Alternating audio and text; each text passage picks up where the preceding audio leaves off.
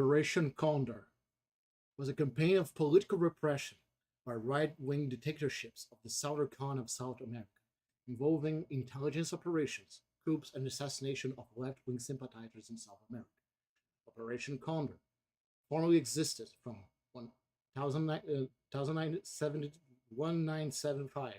to 1983. Condor was formally created in November 1975 when Chilean dictator Augusto Pinochet's spy chief Manuel Contreras invited 15 intelligence officers from Argentina, Brazil, Bolivia, Chile, Paraguay, and Uruguay to the Army War Academy in Santiago, Chile.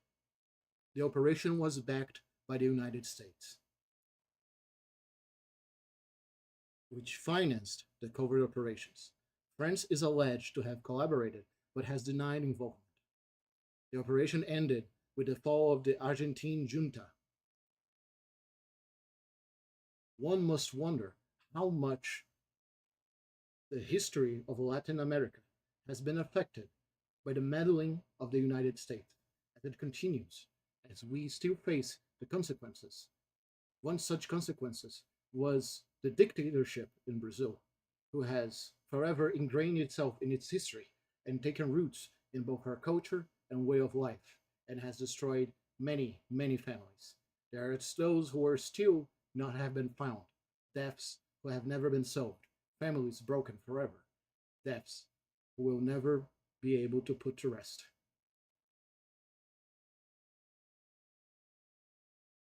We live in a current age where both our freedoms are constantly tangled in front of us, as the United States constantly and, well, every single day almost, seems to toy with the idea of making us a vessel of their ideologies and powers so they can use and abuse whatever small or whatever riches we may hold. And we can see that constantly as we are still facing the threats of American intervention in now. You're gonna get us fucking killed. I know. Yeah, you're right. It's all true. I know, but you gotta understand. We gotta. There's a way to go about this. Yeah, listen. It's not that I disagree with you, but listen. We can. How many times have I fucking finished the stream and then I did something like talking about the current status of how we're being abused by the United States or things like that. But come on, dude. If we do it like this, we're fucked, dude. Come on. Give me a break here. I'm not betraying my fucking ideals, dude. It's not about that. Sure, sure. All right, okay. You had your little moment. You had your little thing. All right. You read the goddamn fucking Operation Condor Wikipedia page. You said your piece. And can we just play the goddamn game? Can we do that? Yeah, sure, dude. Whatever. Yeah. All right. Okay. Hey everybody, how you doing? Welcome to the stream. Sorry about that technical issues. Don't don't mind that. I hope you guys are having a good day. I'm really sorry today's stream ended up being a little bit more. I'm really like I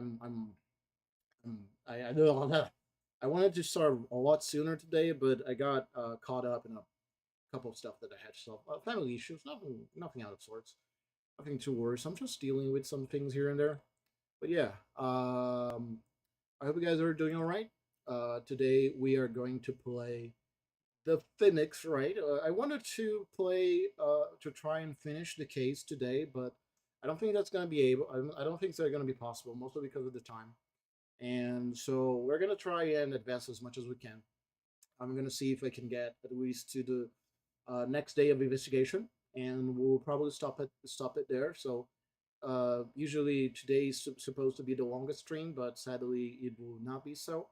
So bear with me. I'm sorry about that, and I'll make it up.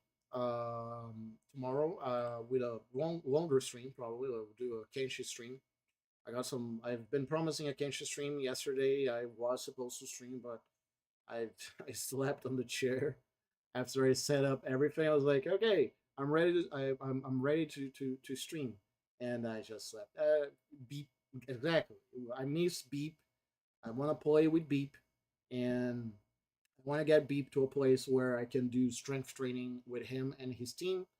And there's a couple recruits I want to get. So today, Phoenix Wright. Tomorrow, it's Kenshi. I will probably make Kenshi the Friday game. It will probably be like Kenshi or Zomboid, but I'll probably be more going for more for Kenshi. Try to set up Zomboid as well to see if I could stream, but it crashed. So I'm assuming one of my mods is not working correctly. So I'm going to have to check that out later after the stream or tomorrow. So without further ado, let us get into the objection factory.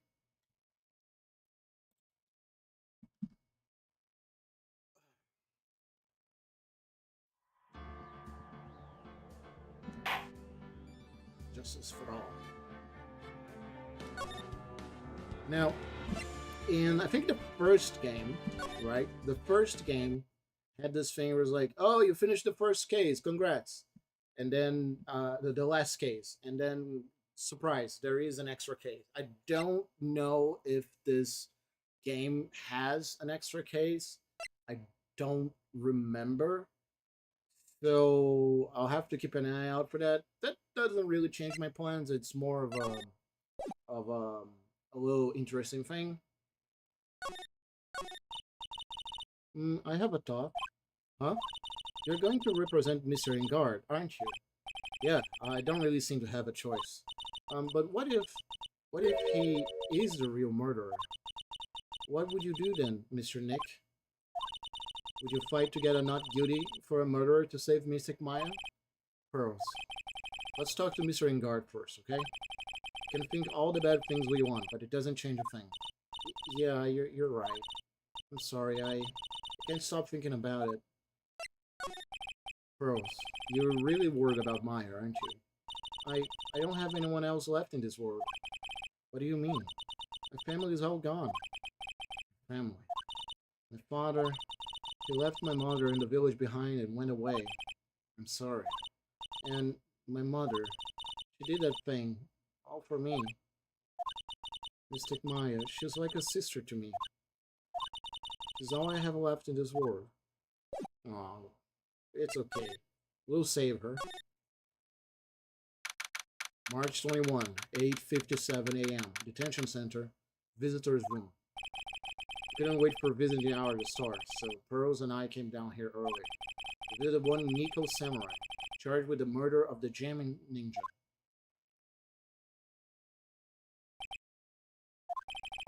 Good morning. How are you today? I know the situation might be a little tough for you. We're... Oh, sorry, dude. I already signed up. Excuse me? I already have a life insurance. I signed up a long time ago, because my job is, you know... Oh, no. We're not insurance salespeople. Really? Dude, I really don't need that right now, either. Fire extinguishers. I mean, this building isn't my house, so... No, we're not here to sell you fire extinguishers either. I'm a lawyer. My name is Phoenix Wright. A lawyer? Hold on a sec. I'm gonna ask my manager, okay? Nico Samurai sure is a strange person, isn't he? I think strange is an understatement. Sorry about that. You're just in time. Huh? You're a lawyer, dude, right?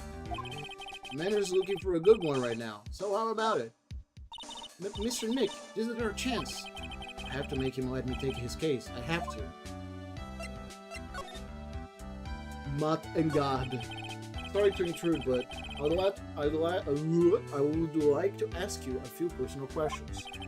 That's okay, but dude, my autobiography is coming out soon, so I I say stuff without the publisher's approval, then I'm gonna be in real hot water. Hold on a sec. I'm gonna ask my publisher, okay? Mr. Ingard is so lucky. He has so many people he can talk to. I don't know if he's actually... He has not actually... I don't know if he actually has anyone he can really talk to. Sorry about that. Like a dog, the publisher said it would be real bad if I said anything, dude. Does he have a mind of his own? Mr. Ingard, I would like to ask you about the murder. Oh, are you covering this for a tabloid as a side job, dude? Well, if you want my statement on this, you should ask through my staff. No. I'm not asking on behalf of a tabloid. I want him dead. I want him... I require his life to be extinguished. Hold on a sec, I'm gonna ask the president of the studio, okay? Is he alright, Mr. Nick? We're talking about Mr. Ingard's brain here. I wouldn't put my money on it. Sorry about that. Studio president said, even Neo Montfuji itself knows that I'm not the murderer. Mr. Nick? What's Neo Montfuji? Surmounting the city of Neo Otato, the city the Nico Samurai protects. I think I have to show him this. Mr. Ingard, this is an attorney's badge. Dude, I'm sorry, but I don't have the free time to be looking at things like that. Huh? I'm much too busy with Nico Samurai stuff right now. I don't have the time to take a lawyer's correspondence course. I just believe I'm a salesman. Insurance, the extinguisher, now this. Dude, I know I like to throw money around, but it's not like I buy anything and everything. It's nice because it's not up for sales anyway. Mr. Nick, what are you going to do with that? I don't know yet, but I figured I could at least show it to him. Is that a transceiver? Hey, it looks like a real nice one too. I got it as a present for someone. Interesting. I've also been instructed to take your case. Is that what you heard from the transceiver? Yep. Dude, that's terrible. Don't let some disembodied voice boss you around. It's coming from a man with a cell phone on his wrist.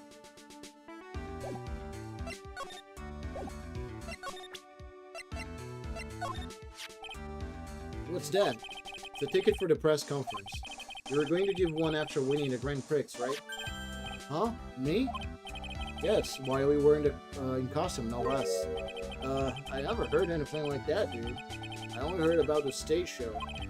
I always leave that kind of stuff to my manager. I didn't know. That's odd. Well, dude, I think it's about time for me to get going. Please, wait. I really need to take your case. There's always other people in need of a lawyer, right? Want me to introduce you to a few? Please let Mr. Nick represent you. Man, oh man, lawyers these days. Now do you use kids to pull clients into? If you don't take me as your lawyer, then the killer is going to... Wait, what did you just say? The killer. The killer? What's he doing? It looks like he's mulling something over. Alright, dude. I accept your terms. Huh? Why'd you represent me in court? We did it! We did it, Mr. Nick! Yeah. I don't feel any better for it, and it doesn't look too happy either. Go ahead, ask me anything. I'll help you out as much as I can. Man, I think my lucky star is that people know my name. Well, you're quite a hero, and you're in the national spotlight. I didn't know who he is. Does that mean that I'm not a good citizen? It's really great to be the Nico Samurai. Hey, Shadow. Need to adjust the screen here real quick. There we go.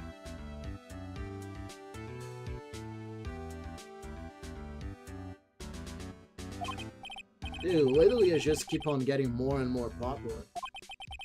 Fair enough. The Nico Samurai is very popular among high schoolers and secretaries right now. Yes, Mr. Ingard has a way of catching the eye of women. Do you know my motto? Refreshing like a spring breeze. That's what I am. A spring breeze. That's why this kind of scandal is disastrous, dude. I mean, even if I get out of here tomorrow, it's still gonna look bad. Everyone loves a good scandal. Can you tell me about your activities last night?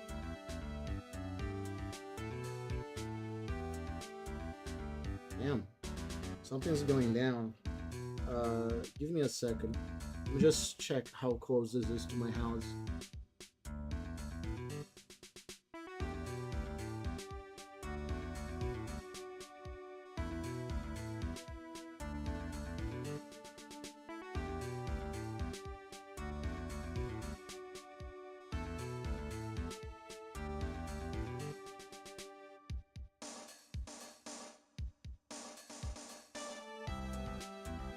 Okay, it's far away, so welcome to Twitch chat shit.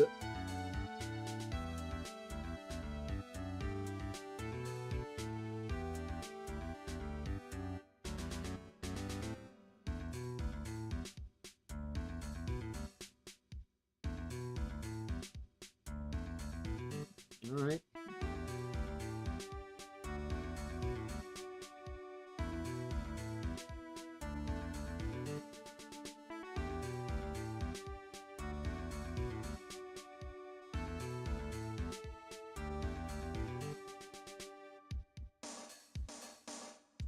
Can you tell me about your activities last night?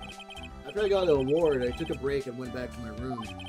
I had a post-ceremony stage show to do, so I was in my Nikko Samurai costume. And we were alone the entire time. Commander was running around being busy, so yeah. Because of the press conference you were supposed to hold after the show. I told you, dude, I have no idea about any press conference, alright?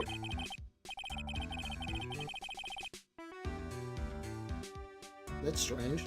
I thought the Nikko Samurai was going to confess something. Anyway, when I was leaving my room, that's when I noticed it was kind of nosy. Noisy. Noisy? Yeah, noisy. Mr. Correa was already dead at that time? Yeah, that's what I gathered anyway from my manager. I'm beginning to gather that this guy can do a thing on his own. That's when the detectives in the green coach, showed up, searched me, and then out of the blue, the dude arrested me. About you and the victim, Mr. Juan Corrida. Mr. Juan Corrida. What sort of... Got nothing to do with anything, dude. Man, with that face of his, you can't even tell he's the same age as me. He wanted to try to make a jamming ninja move, even though we all know it failed. The Nikko Samurai is still one in hand, right? Yeah, I took the Grand Prix by storm. So why would I, the winner, have any reason to kill the guy anyway? Dude, you think it would be the other way around, you know? Do you know why you were arrested? I guess maybe my full body search went badly. Did they find something on you? They found a button from the jamming ninja costume. Button? I don't get it either. It was caught in the pleats of my samurai pants or hakama. Ah! Dude, I really think someone planted it there though. I'm serious. I wonder if that's what really happened. Guess this is about all I'm going to get out of him. Mr. Nick? Yeah? Let's ask one last thing. Let's test Mr. Engard to see if he really is innocent or not. We can do that? Yes. If you use this, Maya's Magatama, he won't be able to hide any secrets from you, Mr. Nick. I'm sure of it. I get it. Mr. Engard, I'd like you to ask you one more question. Please answer me honestly. What is it, dude? Did you kill Mr. Juan Corrida? Please put the phone away and answer this question yourself. Alright, just so we're clear, dude. I didn't kill anyone, and that includes Juan Corrida, okay?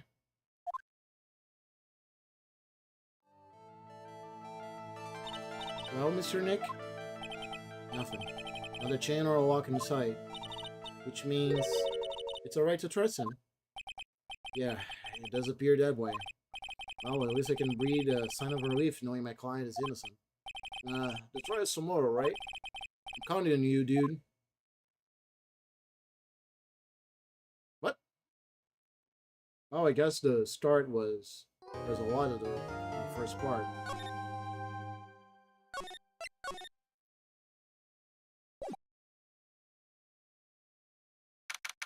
March 21, 11:34 a.m. Wright and Cole Law Offices. Well, at least we're able to get Mr. Madengard as our client. And we know that he didn't do it, which is very important. So now what we should do? Well, the trial's tomorrow, and we only get just one chance. There's only one way to prove Mr. Engard's innocence. We have to find the real killer. Okay, then let's start looking. Since there were no Cyclops, and that means we can trust Mr. Engard to be innocent. I really feel much better knowing that. Ever since last night, I was so worried that I kept wondering, what if he's a real killer? What then? Hey, I have something I wanted to ask you, Pearls. Okay, what is it? Why are you so interested in how Maya and I get along? I mean, she and I don't have anything special. Huh? What do you mean? But I thought you and Miss Maya were... I've been mistaken all this time? No way. She really wasn't kidding.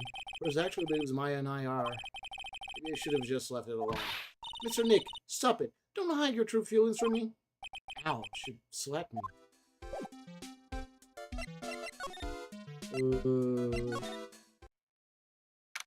March 21, Detention Center Visitors Room. The lawyer dude. What did you find out? Well, I'm still in the middle of investigating. I see. I've already told you everything I know, dude.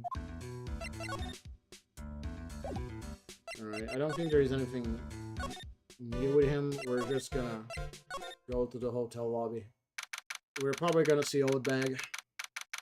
March 21, Gatewater Hotel. Hotel lobby. Hey, what do you think you're doing? You can't come in without... Good morning. Hold on, it's you! What is going on around here? I heard poor Juan was killed. Is that true? It's a bad rerun, is what it is. Another steel samurai doing the most evil of deeds. You know, that's not entirely... I'll have you know that I was a huge fan of Juan's. Why, oh why, all the stars I'm interested in drop one by one like flies. It's always been that way, ever since I was a little girl. The class hamster was fine until my turn to Queen. The other kids started calling my Queen Ripper. I swear, whoever your name is... Actually, I wanted to ask you about the murder and what happened. Don't push me, boy. Mr. Nick? I couldn't hear everything she said because she was talking too fast. Miss Oldbag, could you please speak a little slower? Don't boss me around, you spiky-haired smarty pants.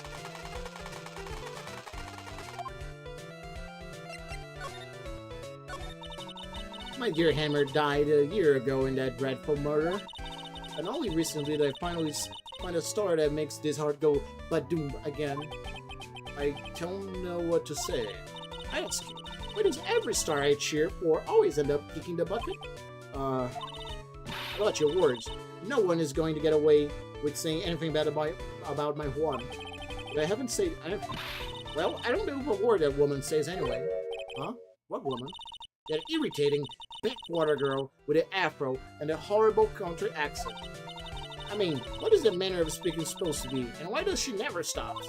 Honestly, women these days, they don't know the meaning of the word modesty. When I was a young maiden, I was so beautiful, never false blush, but it's ladies, I pressed flowers or we... Rose, are you thirsty? A little. Okay, I'll go get you some juice or something. Thank you very much. Hey, are you paying attention? Youngins this day. So I'm guessing this old bag's heard everything from Rhoda. I want to ask you about what happened around the time of the murder. I don't know anything about that. I was here getting ready. Getting ready? For what? The show, of course. Well, and the press conference afterwards. Cue mysterious music for the magical press conference. Anyway, I don't know anything about the murder. I see. But if you're talking about what I saw, that's different. I saw it very clearly. What? I saw the most important moment of the night. the most important moment? You don't mean? Oh, so now you treat me with respect, you respectful child. When you speak to your elders, you should always be polite. Really? Kids this today? Please tell me, what did you see?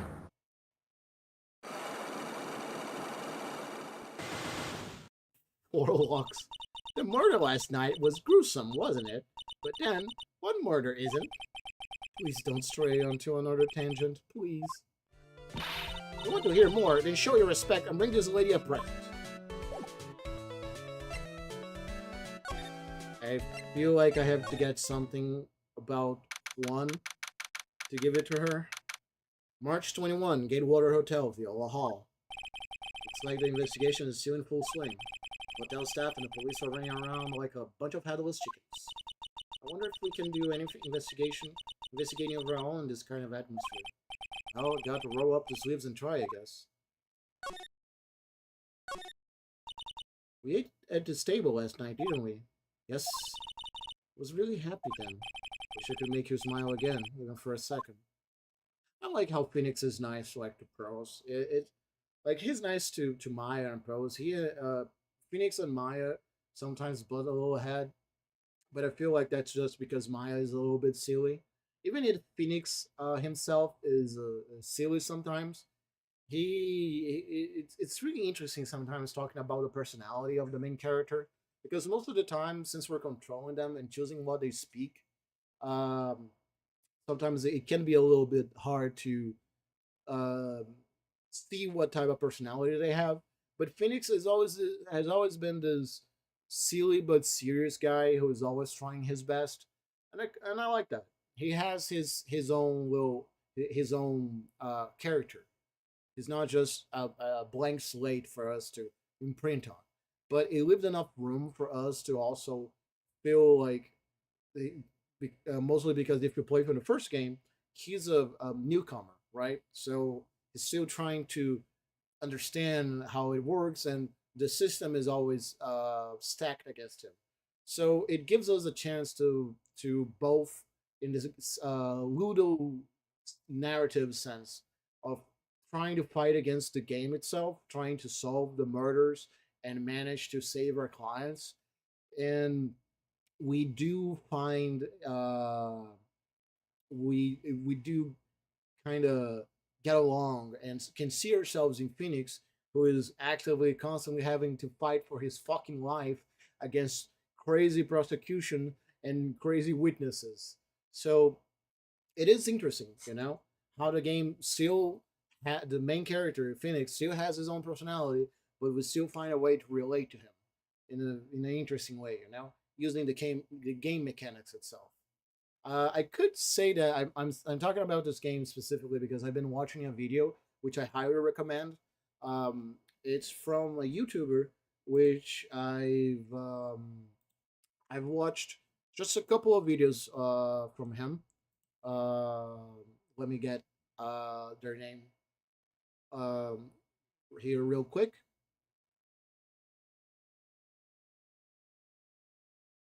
What the fuck was I watching? Gee, the Snaker. When the Snaker instead of being GH is TEH, is doing like Dead Rising 1 commentary. Each day is a video.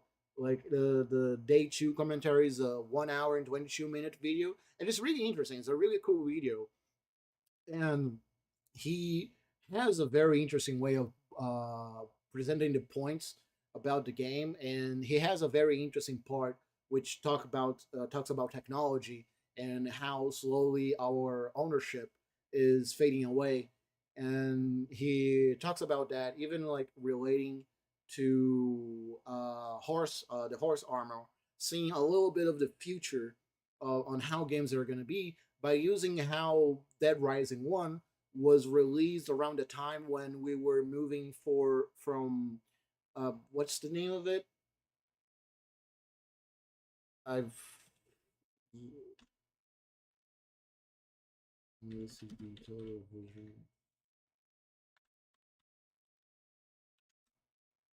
we're moving from the box televisions, to the LCD televisions. So, hi Claire. And it's really interesting because I'm just trying to remember the name of the old uh, televisions, the box ones, big boxy television.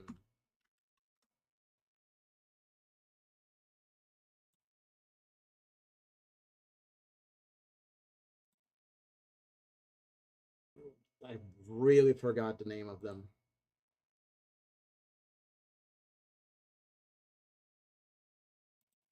Just need the name. Just give me the fucking name, dude.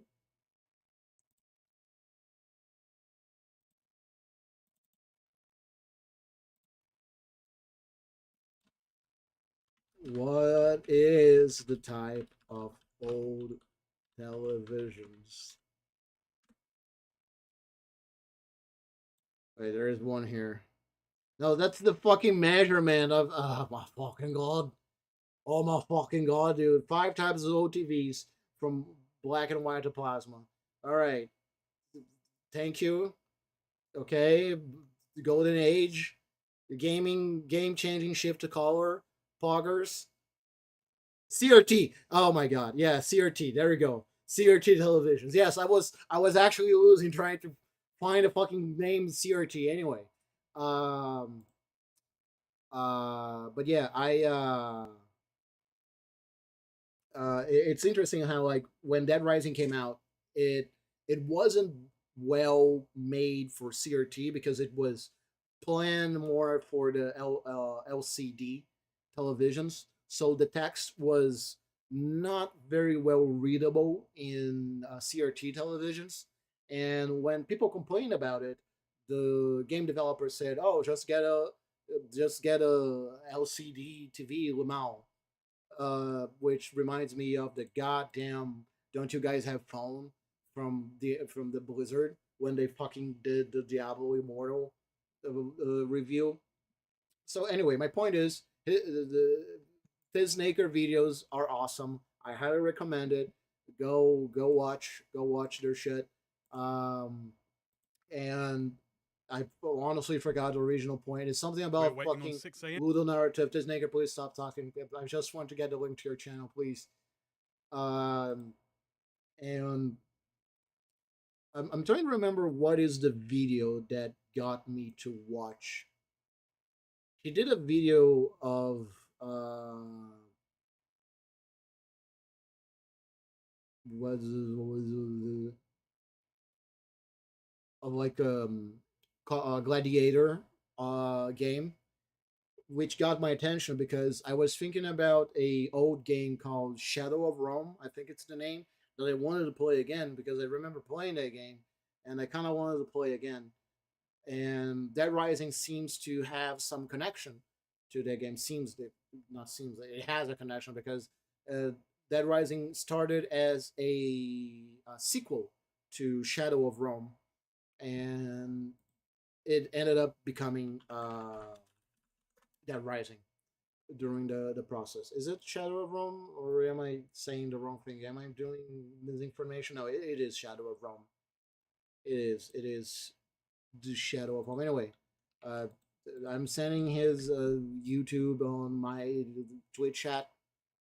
Go check it out. Pretty cool. I think the first video I watched from him was a video about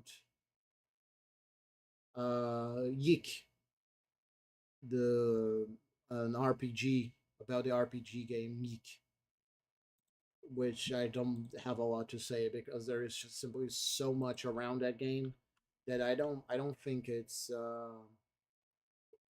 worthy to talk about it. Mostly a postmodern RPG. Maybe it's different now. Maybe it will change. I feel like it's there's my point is I don't think there is much to talk about Yeek because I haven't played it. I don't know much about it.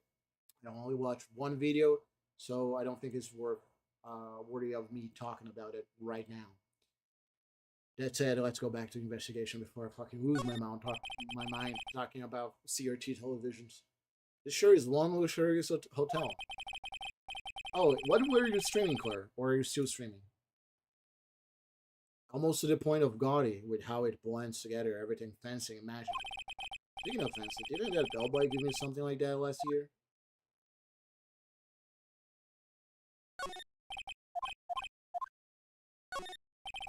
The award ceremony was held on that stage just last night. Really fabulous. Just reminded me of this. You just reminded me of the circus for a second. I wonder if everyone is alright. I heard that very big circus just recently started holding performances again. Sure, they're all fine, pros. Oh, that's nice hearing about older cases. Let's go to the hallway. March 21, Gatewater Hotel, hallway. Hey, you're there. You're here. Been waiting for you, Mr. Lawyer. Hello there. Hey, Mr. Cop fella. The thief showed his face. What?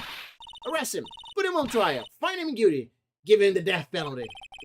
What's wrong, Golden? Are you feeling alright? Look here and there and up and down the mountain, but he ain't here. So why don't you just hurry up and give him back to me, you creep? What are you looking for? My camera. C-A-M-E-R-A. It's my lifeblood. I'm gonna die without my $700 camera. Your camera. Look, lots of people say a criminal always goes back to the scene of the crime. And looky, here you are. Yep, here I am, faced with a lot of trouble. Huh? Camera. So you lost your camera? It ain't no ordinary camera. You buy it in a store and it's 1,600 brand new. Huh? But didn't you just say you bought it for 700 bucks? I had a nice long talk with the guy at the store. About 5 hours, I reckon. Made this itty-bitty scratch on it, and the manager got all huffed up in their face. He gave me his talking to, and it was real mean about it too. But Don made me cry at that. When did you lose your camera? Last night, after the murder happened. Must have been when I was busy running around looking to find it. That's when I lost sight of my dear, darling, expensive sweetie. Golden, what did you capture with that expensive camera of yours? I don't rightly know. I snapped a shot of everything that caught my eye. But I don't remember. Besides, I couldn't get anything from my big scoop. I wonder if Golden's missing camera is even connected to the murder. Golden's camera added to the court record. What happened? Golden, please tell me what you know about what happened. Jesus. Golden, please tell me what you know about what happened at the time of the murder. Well, from before the ceremony last night, I was hanging around here in this area. Yep, actually I was here until around the time Mr. Engard was arrested. What were you doing here? You sure you went to school, city boy? Whatever old heart goes, there's a story to be found. A big scoop to be had. Big scoop? I told you before, I'm gonna be the best tabloid photographer the world's ever seen. Right, of course, that means I'm always looking for the perfect shot. I wonder what scoop she was after this time. Although I was also on the lookout for the other stars that were here. So maybe it wasn't here the entire time. I wonder if Phoenix Wright childhood friend's gonna show up in this case too. Rhoda, are you sure you weren't here the entire time? So you could take a picture for your big scoops? Well, maybe I was, but that's what real journalists do. I got some juice inside info, so I thought to myself, why not get a picture for proof? What kind of story was it that you would hang around here?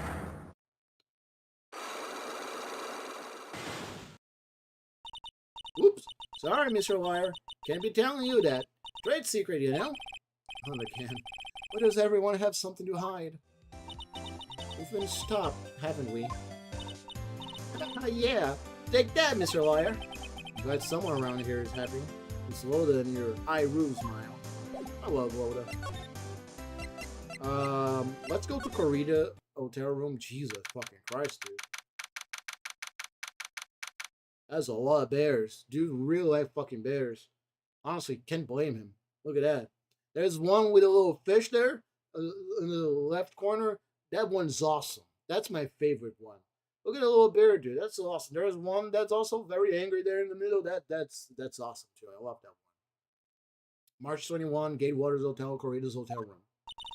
Mr. Nick, where are we? We're in Mr. Who Wants Corrida room, pros. Mr. Corrida, the victim.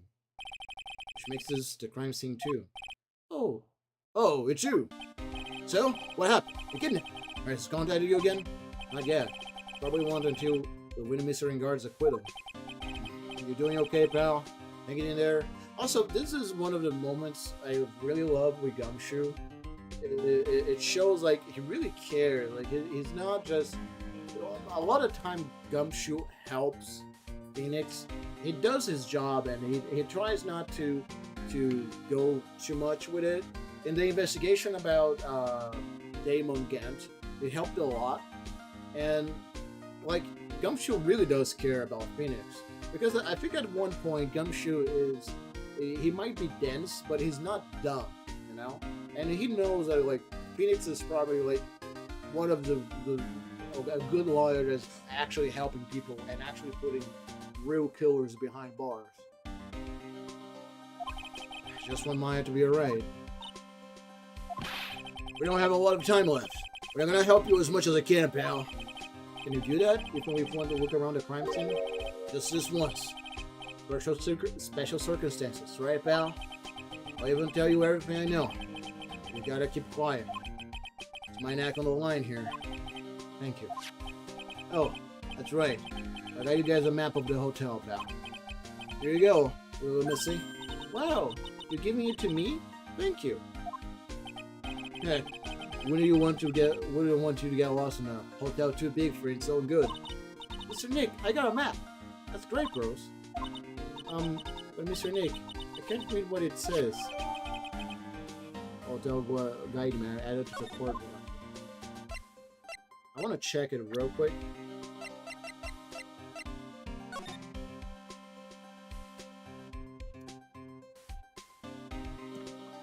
Usually when a map is shown like this, it's because probably we're going to use the map in the trial to point something about the position of someone, or perhaps when the murder happened.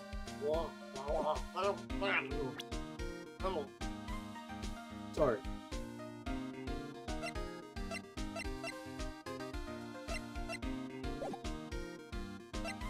Gotta do it. What do you know about this? What's special I can tell you about this, pal? Look, pal, I don't have a lot of time. Why don't you show me something more important? This will come at something here like this. I would switch sides real fast.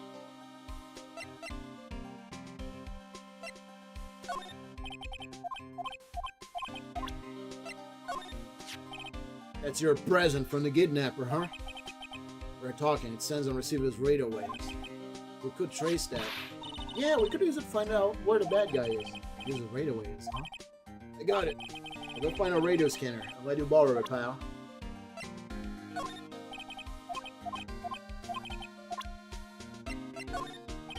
Oh, no, sorry. I wanted to show... Just checking if it has something to see about the map. But he did. I think I showed this already. Yeah. Let's show some people. Let's see what... I'm sorry. For what? I really want to help you look for her, pal. He's a detective. If anything happens, let me know, okay? I want to help you any way I can. Hey, little missy, listen good, okay? Okay, what is it? Don't ever pick up a whip. A whip. Okay, don't even think about it. Huh? If you ever find yourself thinking you want one, try to make do with a good slap to the face. Got that? Slap the person in the face. Promise me, okay? Personal experience tells me Gumshoe should be careful with what he wishes for. I look good. I think I lost some weight, pal. Only wishful thinking. Wishful thinking, huh? In that case, I wish we think I've lost some weight. I wish we think it might face effects one day. Lately, I've been on the instant noodles only diet, pal.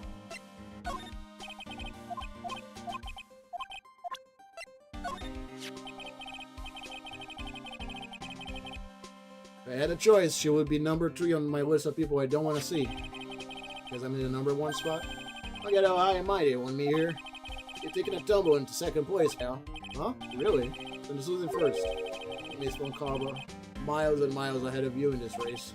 Oh. It's really scary right now. Miss Von Carver, you really don't. So scared of her. I'm just whispering now. I'm not a real fan of action shows or anything. But I know who Juan Corrida and Matt Engard are. You can't talk about one without talking about the other, I guess. Even the beat around the same time. So they have this real fight of rivalry with each other. Kind of like you and me, pal. Never knew who taught me it was a rival. Oh, I think it's mostly the same. I thought she was an alien from outer space. Yeah, probably because she's wearing that strange helmet. Nah, even with her helmet off, I thought she was an alien now. I think that's probably best kept to yourself, if you know what I mean. Alright, let's see what he has. Cause of death. Do you know what was the cause of death? Well, technically, the final autopsy report isn't out yet, but one look at the victim should tell you, pal. It should. Yeah, here's a picture. Oh, I got stabbed. There's a knife in his chest. There's also a glass there on the table, and I don't know if that's juice. Maybe? Tomato juice? There's a knife in his chest. Yeah, pal. That's a murder weapon. It was stabbed to death. We're looking at the fingerprints down at the lab right now. The fingerprints on the knife? Yep. Looks like they're pretty sure they're missing guard prints, pal.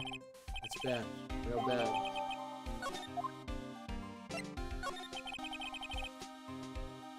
Why was Mr. Ingard arrested? Because we had evidence on him. Evidence? Looks like the victim, Juan Corrida, really put up a big fight. Oh, there's the other side. Oh my god, there's a robot bear. Yeah, you want to look at a crime scene and you can tell. There's signs of a struggle everywhere. Oh yeah, during the fight, his button came off. Mr. Ingard said something about a button. Something like one of the jamming needle's button got caught in his hackle. That's not out. What? There was a witness, pal. Witness? Who is it? A lady, Miss Oldback. Please, anyone but her. The prosecution has plenty of evidence to make a solid case. Not to mention there's something around where the victim was a little off. Something was a little off. As in, that's for you to figure out, pal. Alright, let's try to figure it out, Mr. Nick. Alright, let's examine. It's so messy here. It was really like things neat and tidy, I take it. There are a lot of electronic things here that I've never seen before. Hey, Mr. Nick, tell me what they are, will you please? Okay, then over there is a watch. Wear it on the wrist. I know what a watch is. Oops, for a second there, I forgot I was talking with girls, not mine.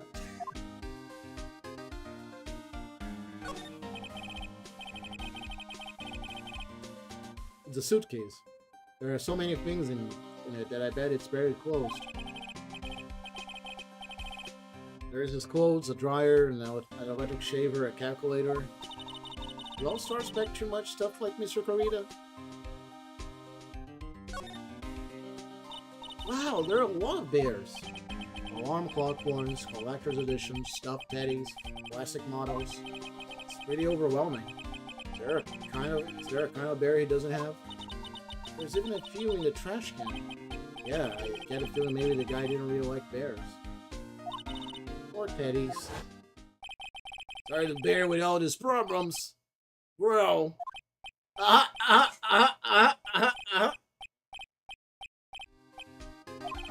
don't think I want to bear with a trauma. The last case caused. What's wrong, Mr. Nick? There are all sorts of things in the refrigerator. The carrot juice bottle and the tomato juice bottle are both empty. Okay, so much of a hassle to throw them away, I guess. They're all vegetable juice. I guess it must have been a real health nut. Oh, there's a beet. Some ketchup and a bottle of strawberry jam too. Maybe red was his favorite color.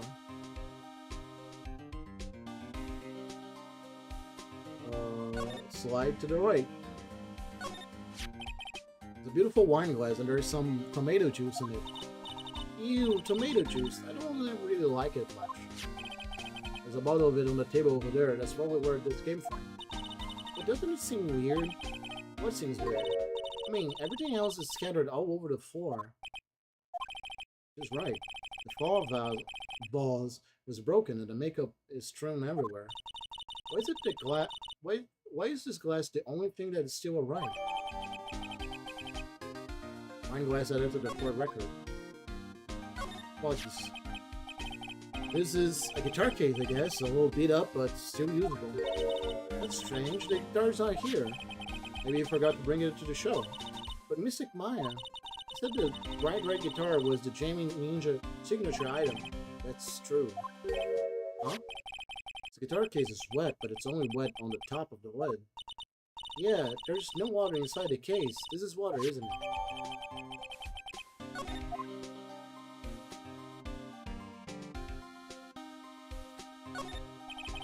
Looks like Mr. Corita had dinner last night. This bottle is tomato juice. Had a lot of food at the award show last night. I wonder if the stars had gone on stage after only eating a meager meal like this. Well, that's a bed, right? Yep, it's big, but it's a bed. Ah, Nick, it's so soft. Big beds must be a rarity for her.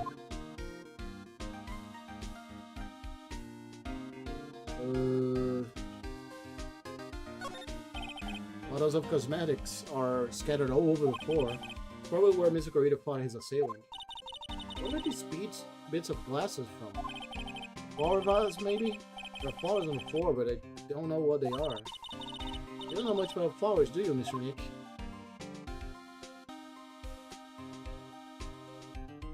Think they investigated everything here?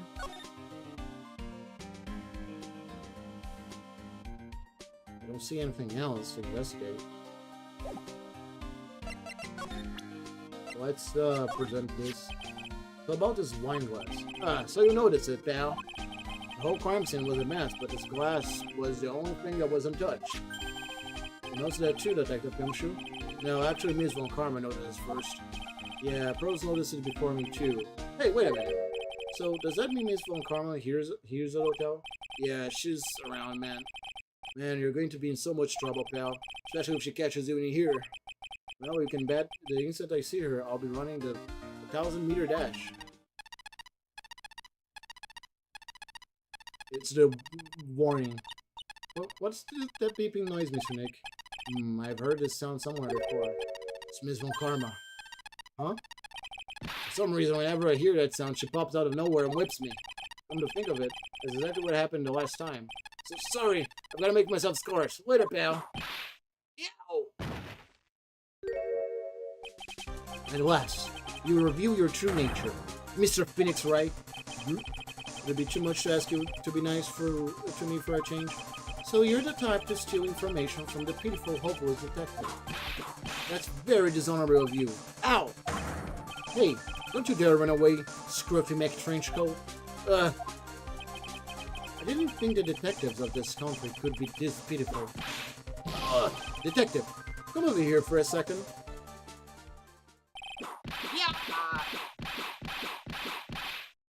He's dead.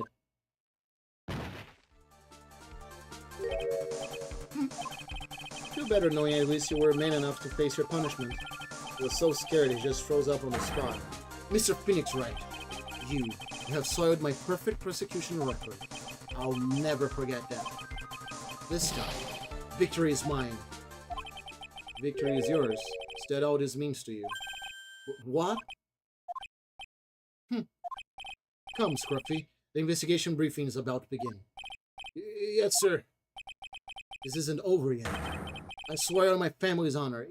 Lady, your family honor is like dragged to the mud. It's like at this point, like if someone comes to me and say, "Hey, you guys remember the Von Karma dude? Yeah, he was in the files." I honestly, I wouldn't bet a fucking eye. Listen, Francisco, like, take a chill pill. Like, let's be honest.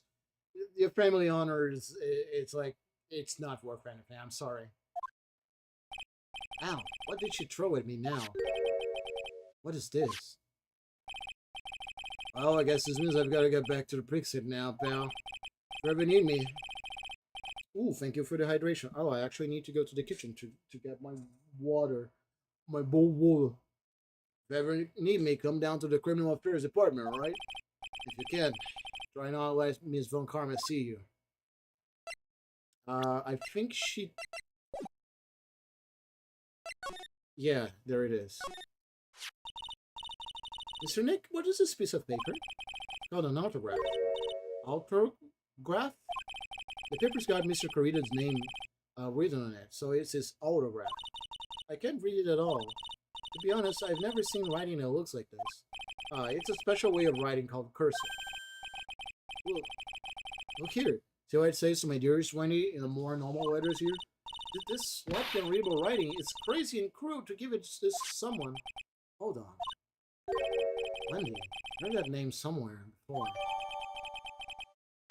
Okay, so there's an ad coming up right now on the Twitch stream. So I'm gonna take this opportunity to take a quick break myself, and so I can go to the kitchen and get something to drink and stretch my legs. So I'll be right back. Don't go anywhere. Don't please, pretty please with cherry on top.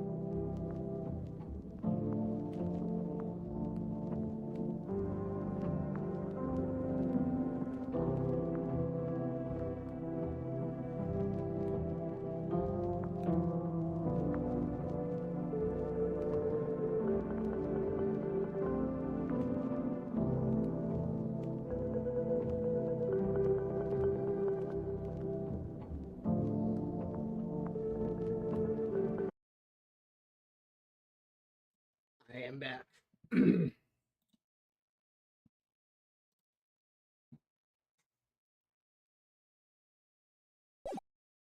Okay, so I got the thing, the autograph. I gotta give that to Old Bag. But let's go to Engard's room first. Jesus Christ. March 21. Gatewater Hotel, Engard's hotel room. There are 2 plates and 1 knife is missing. So I assume that's Engard's knife. Where are we? We're in Mr. Matt Engard's dressing room. This is our client's room. May I help you with something? Oh. I thought it was gonna be the bellboy. You're Mr. Engard's lawyer, correct? I gathered as much. I also look for lawyers on my end, but to no avail. How did you know I'm his lawyer? You were just saying that he's your client. In a situation like this, the only person who would use such a word would be his lawyer. Wow. Simple deduction, really. The trial is tomorrow, and Mr. Engard's situation is looking red and grim. So you came here, one stop, in a mad dash to find clues to build his case, correct? Well, you're not totally right, but you're not totally off either. It's really not the time to be showing off, Mr. Nick. I'm Adrian Andrews. I hate to waste time, so let's get down to business. Alright. Maybe of small stature, but appearances can be deceiving. The night of the murder. I assume the first thing you need to know is what everyone was doing that night, right? Yes, that is correct. And I will tell you. Before the award ceremony, I had dinner with Mr. Engard. In this very room, I might add. Dinner? What did you eat? I told you, I hate to waste time with trifling details. If you took a look at the table yourself, you wouldn't need to ask. That was a lot of fun at parties. When the award show was starting, I headed for Viola Hall. And after the show ended, you came back to this room?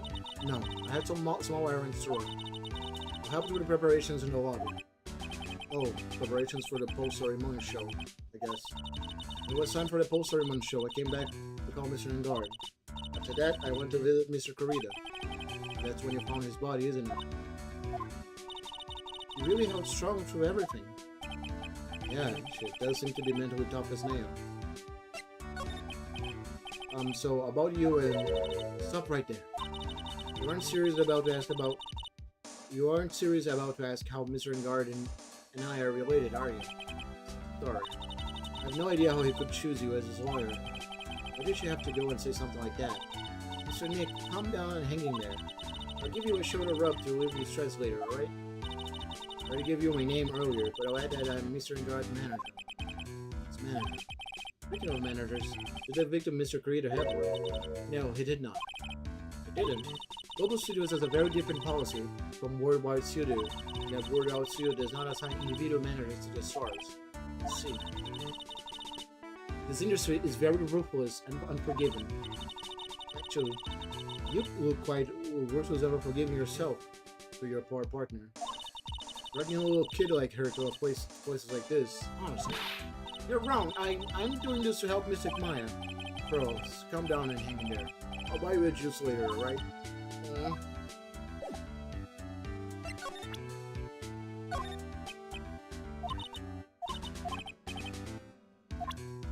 Okay. Okay, nothing about the transceiver. You were the one taking care of the arrangements for this press conference, right? Yes, that's right. But Mr. Engard said he didn't know about it. Is that what he said? Huh? Actually, I didn't know all the details either. It was a request from the publicity department. All I did was help out and do what I was asked. Oh, I see. I wonder about that. I wouldn't take her to be the type of person to do something without knowing the details. Okay, nothing about the camera. Nothing about the map. Nothing about the murder.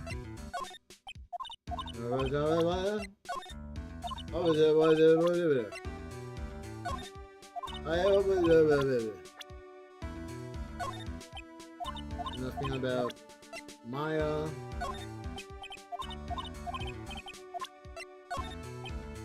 Nothing about Gumshoe. Maybe something. That's Mr. Willpower. He's an actor contracted with Global Studios. He's a very nice man. A man with a good heart. That's all he is, and it will be. A horrible thing to say. Society doesn't care about genuinely nice people, Mr. Wright. Huh?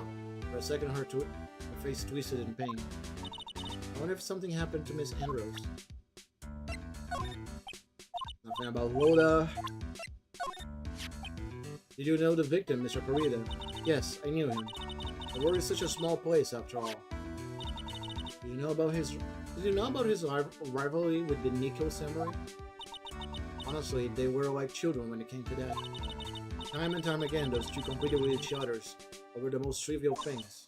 If either one of them wasn't so stubborn, then maybe no one would have needed to die. I got a hunch that this woman knows more than she was letting on. She must know why Juan Corrida was killed. I asked to become Mr. Engard's manager. He's a pleasure to manage with his nice disposition. Engard does seem like a rather weak-willed man, always doing as he's told. He's always saying, my manager, right, Mr. Nick? Talking about old bag. Maybe something about fun. No. About you. What are you talking about myself? It's trifling matter, that's why. Sorry. Take away the layer of sarcasm, she really does seem to hate herself. Motive for murder. Do you have any ideas? As to why Mr. Corrida was murdered? Why would you ask me about such a thing? I'm just doing my job, so do you have any ideas? Fucking note! Jesus Christ, 4. Miss Andrews? Sorry, but there's nothing more than I have to add to this conversation. Is it a psylocke, Mr. Nick? Yes, there's getting to be more and more of these lately. Let's examine a little bit. It's like dishes left over from dinner. Dinner for two of that. I'm sure they're Mr. Engard and Miss Andrews' plates. It's like they had T-bone steaks. What's with Global Studios and T-bone steaks? There's some samurai-looking clothes on the sofa here. I think that jacket-looking thing is called a happy. Whatever it is, I'm sure something like that would make a great souvenir. I would be absolutely thrilled.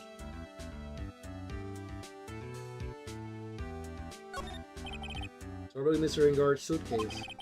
Someone who was only going to be here for a war show. This is a lot of stuff. Like it has about 3 days worth of clothes in here. Cars really are different from us, aren't they? Yes, they're different. Because they're aliens. That's the bedroom over there. It's a bed? Wow, they have really big beds here.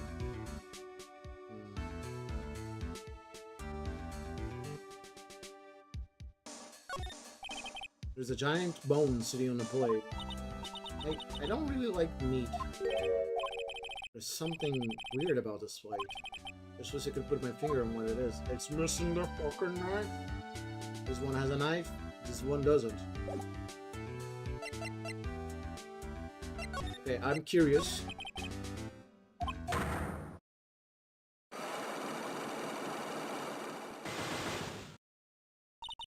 Why are you asking me? Don't tell me you can see inside my heart. No, but I can see the locks you have on your psyche. If you don't know how to move the locks, yeah, it's worth it to even ask. Oh yeah, I gotta present.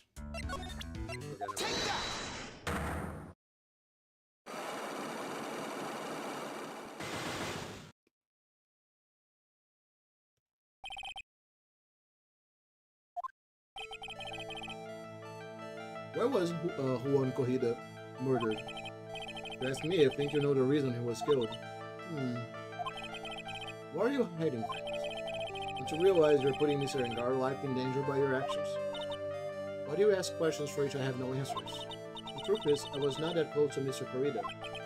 You are not that close? That's right.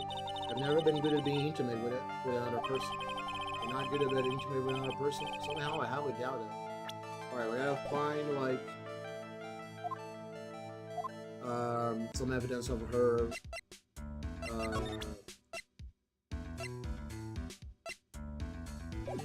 having like a relationship with someone.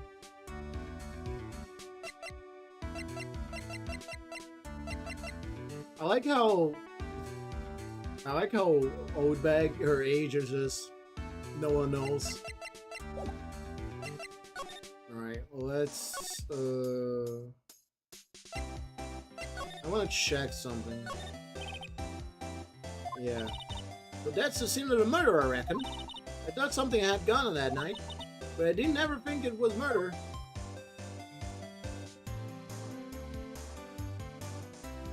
It is kind of interesting that Corrida has like a lot more flowers, while Engard doesn't.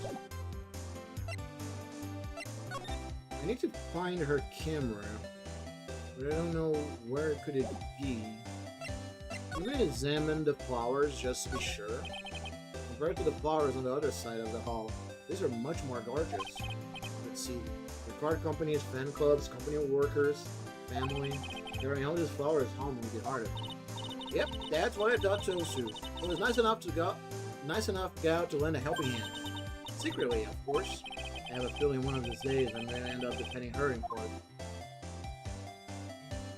I can understand flowers in front of the dressing room. What are stuffed bears in here? I didn't touch them. What me? I tell you, I give you my word. Why do I get the impression Lola helped herself to some of them? Mr. Engard from the Global Studio staff. It'd be nice if Wires got some flowers too. Something like Mr. Wright from all your grateful clients. There's a piece of paper taped to the door that says Matt Engard's room. But Mr. Engard was here doing his break, right? That's what he claims. The crime scene that wanted to get to Mr. Corrida's room. They have to head past through this hallway. Let's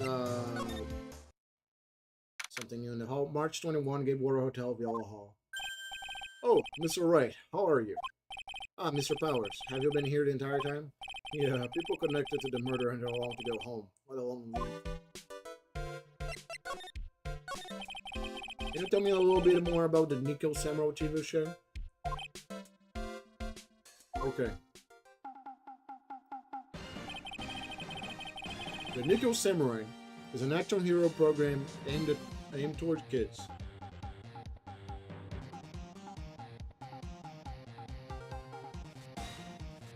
Just 1 second. It's the sequel to the Steel Samurai. Let's see, this time there are 3 samurai brothers: Aluminium Samurai, Tin Samurai, and of course the Nico Samurai. It's a Love Y in Neo Ototo. I see. Wait. I love what? I love why. This girl, Sayo, works at a tea shop, and all 3 guys fall for her at the same time. Oh, I guess the Y shape is like the 3 brothers colliding over this one girl. Anyway, Sayo is actually the daughter of the evil Strawberry Clan leader. Sounds like an unusual situation, like Romeo and Juliet's. Oh my God, Romeo and Juliet times 3. Yeah. Main thing is, the sort of forbidden love story is really big with the office ladies. Yes, bro? What happens next? I want to know. Miss Sayo. Does Miss Sayo fall in love? She does, doesn't she? Every Sunday at 8 a.m. I'm going to stop watching Kids Masterpiece Theater starting this week. Can't believe she's really considering it. So what's the Jamie Ninja TV show like? Started from a remake of an old movie, to tell you the truth. Jamie Ninja, like the samurai shows, is geared toward kids. Story of a ninja who can't scale a wall but becomes a big pop star anyway. What? He was a really lousy ninja. Absolutely couldn't do any ninja things right at all. But boy could he sing! With his trusty bright red guitar in hand, he took the ancient world by storm. A ninja with a bright red guitar? And then the final fight in the front of his beloved Princess Mizola. Jamming versus the Muromachi fight. Suddenly, our brave hero catches a not-so-jamming cold. Hey, Imp. The night before Battle 3. That's too bad for him. Yeah. This kind of pop music-based love story is something high school girls really like. Yes, bro? What happens next? I want to know. the Jamie Ninja. Will he be able to sing? What about Princess Mizola? Every Sunday at 8 a.m. Which show should I watch? I believe she's really considering it. Let's see what we got. Sorry. Thanks for taking the time to take it out and show it to me. I'm really sorry I don't know anything about it. That guitar's case, that was Juan's. I'm guessing you've seen this case before. It's pretty famous by now. It stands out because it holds the bright red guitar. The bright red guitar. Jamming Ninja signature's item. But if the guitar is so important, how could he forget it for the award ceremony? It does seem a little strange.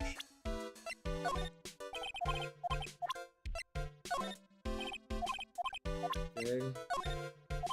Just showing him, see if he has something to say.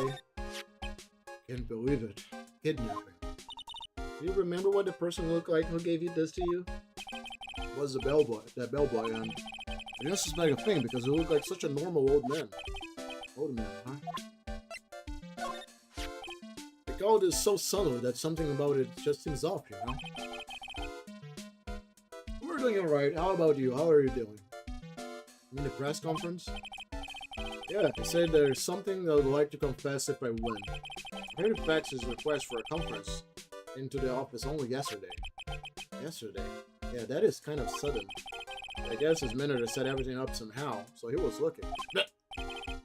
Nice manager. Do you have something to say about? Hey, that's Miss Andrews. She's Matt Managers. Actually, I was interested in her for a little bit. Just a little. So Miss Powers like this type of woman. What do you know about Miss Andrews? Well, see, here's the thing. I don't really know her, you know? There's sort of a small rumor going around about her right now. A rumor? If you're interested, I'd be glad to share what I know. So happy he looks like a lion that just found his next meal.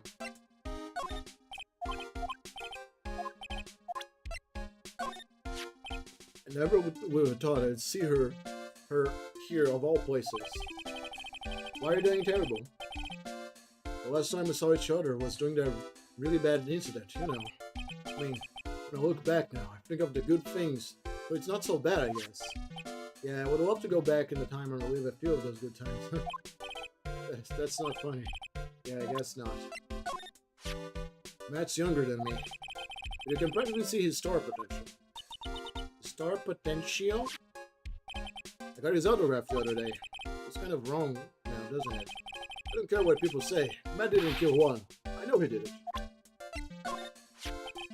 He debuted around the same time as Matt in everything, you know? Really? Really? It started small. First it was singing contests, then swimming competitions.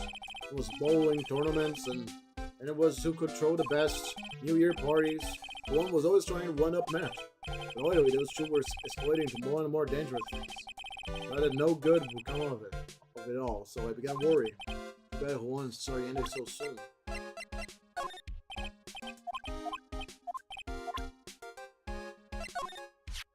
Hey, is my face really all that scary? Kids won't come anywhere near me. When I cover my face, they're all shocked, because then they figure out who I am. I think your face makes you look like a very kind person.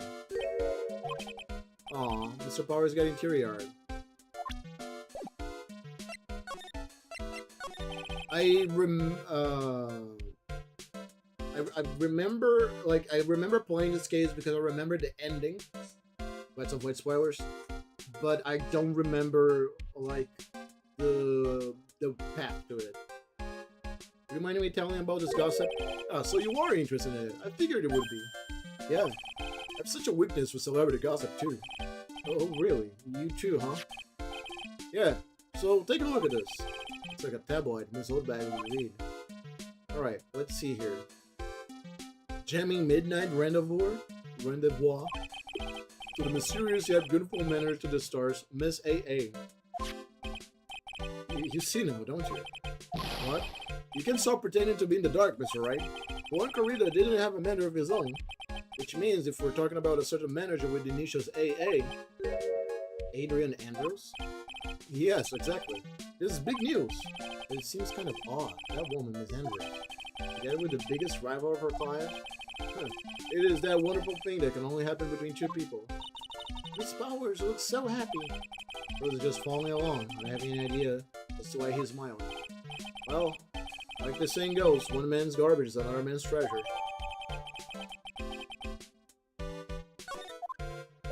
Let's go talk to Old Man.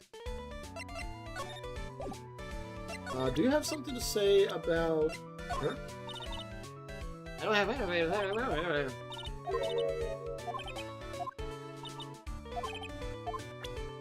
Let's forget this.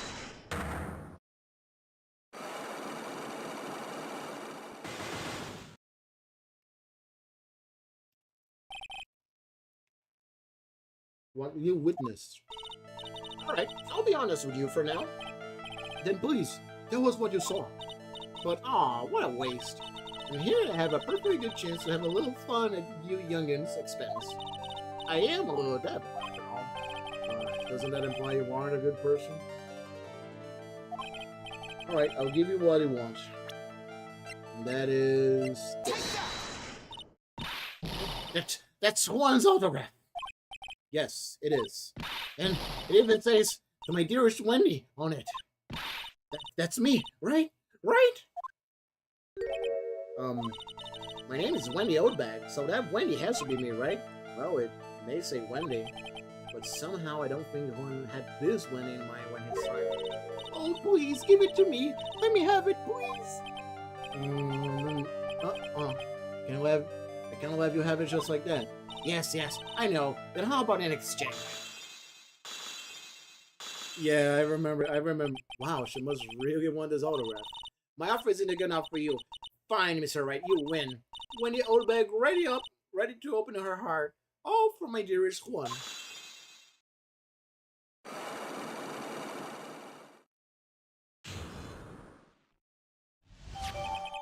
Autograph given to Wendy Dearest. Too bad for you, Leo. Huh? I tell you, I saw him that night. I saw him coming out of Juan's room. You're kidding. Oh no. It was about 10 minutes before Juan's body was discovered. It was just a coincidence. I was on my way to the toilet, minding my own business. And did you tell that to the police? Well, of course. I thought I could get a gift certificate or two out of it, maybe more. Gift certificate? I've been recruited again for that part of the trial, you know. The trial tomorrow? This time, you're gonna get it. I'm gonna work hard to get your client pronounced guilty. But Mr. Ingard hasn't done anything bad. I don't care about details like that. I know he did my dear poor one, and I just do. The yellow-bellied chicken. A yellow-bellied chicken? I wonder what would that look like. I trust my senses. I know when someone did something bad, and I say he did it. What did Mr. Ingard ever do to her to deserve this? What did Mr. Ingard do to you to make you so... You don't know? That guy, he framed my Juan. He created that scandal that plagued poor Juan. Mr. Nick! What is it? What's a scandal? Oh, I'll tell you about it after we get home, okay? Poor Juan, led astray by the wiles of the vile temptress. Mr. Nick, what do vials and wild temptress mean? How about we just listen to what Miss Oldbag has to say for now, okay, bros? So, Miss Oldbag, who is this woman you're talking about? Adrian Andrews, of course. Who else? That guy, he shoved the girl onto Juan on purpose. He's no manager, but what? I don't want his word smart. Let's create a scandal to make Juan lose face. That girl drove Juan into a scandal that dragged his reputation through the mud. Sounds like a pretty standard definition of a scandal to me. What do you know about that anyway, Miss Oldbag? I'm one of Juan's biggest fans. I'm always out there gathering information. There's nothing I don't know. They have proof that Mr. Ingard did what you say he did? Next week, issues of a certain magazine say so. Ugh, of course, a tabloid. Next week, doesn't that mean it's something people don't know about it yet? Why would Miss Oldbag have information like that? And where did she get it? Hee hee hee.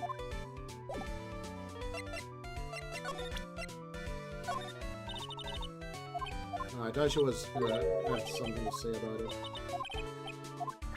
Out of curiosity? No.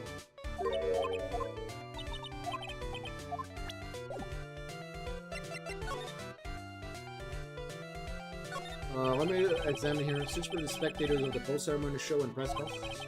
Too bad neither event is going to be held now. Cameras must belong to the press that came to cover a conference. They're all basically doing the same thing, staring at the empty stage.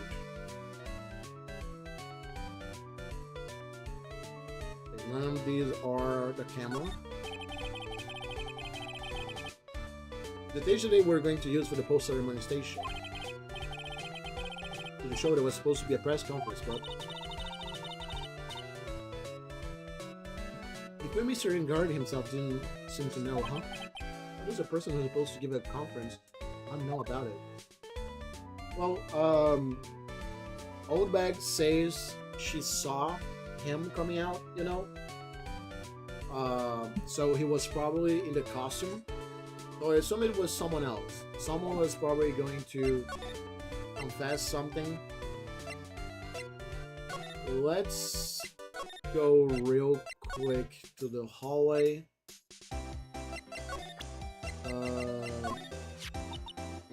I just bought that camera. Who did it? The thieving rascal. Please don't look straight at me while you're saying that. When I find a bugger who went and done this, they're gonna pay with a bullet. If you do that, don't expect me to defend you.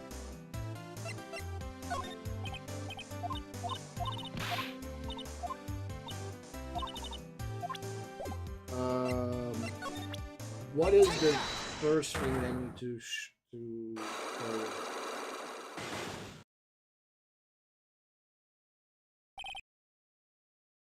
Big scoop! Rhoda, you will please answer my questions. On the night of the murder, why were you loitering around the victim's room? I told you that, didn't I? For my scoop! What I want to know about are the details of this scoop.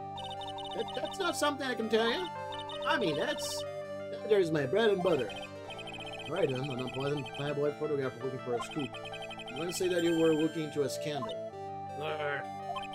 Could it be that you, Rhoda Hart, were looking for a break with a huge story? Perhaps an uploading scandal between Juan Correa and this person?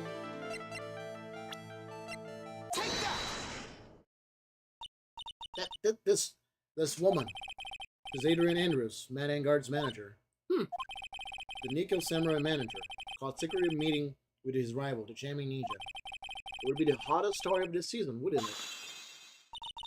You're pretty good at this guessing thing, Mr. Wire.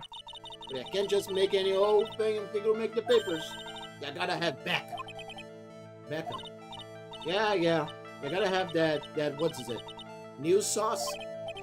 You mean news source? That's it. So told me something that showed one guy had something with Miss Andrews.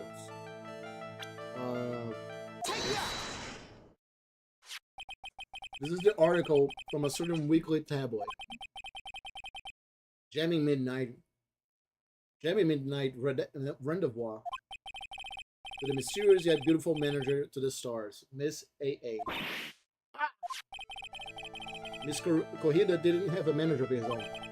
What's more, his rival, Mr. Engard's manager, Adrian Andros, she has the initials A.A. We saw this article and then thought to take some pictures of them as proof. That's why we were working around Mr. Corrida's door last night.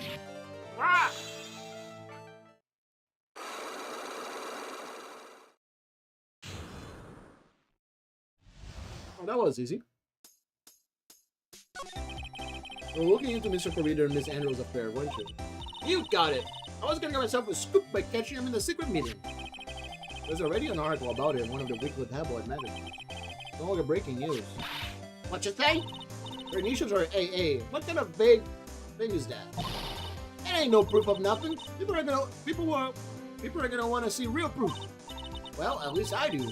That's what I was doing, getting photos. Oh, whip up the reader's interest with some gossip and a little misleading. And spice it up a little, and have myself an exclusive story. Oh, Rhoda, nice journalistic integrity you got there. I already finished writing up my spicy article, you know? But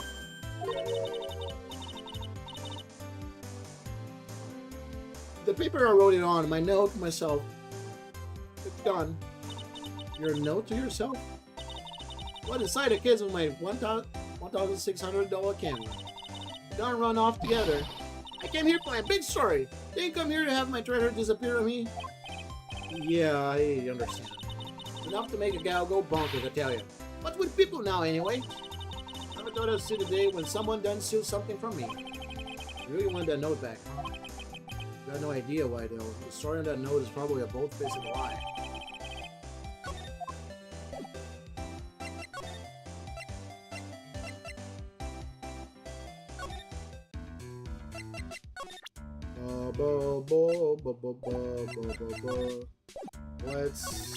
I'm gonna just quickly save here.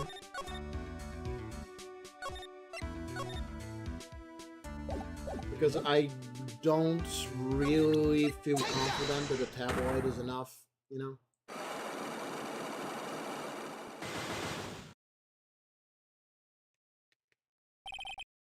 Motive for murder. Okay, we saw this.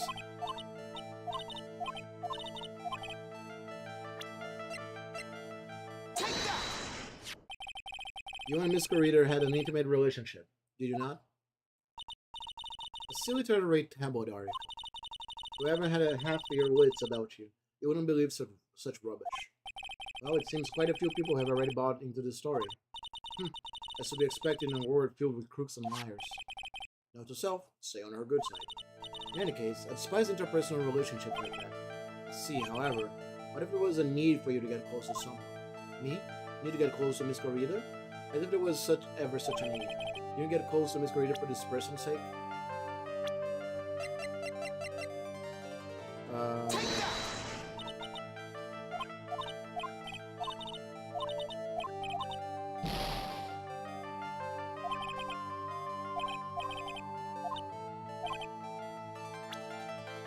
Okay, let's not gamble too much here.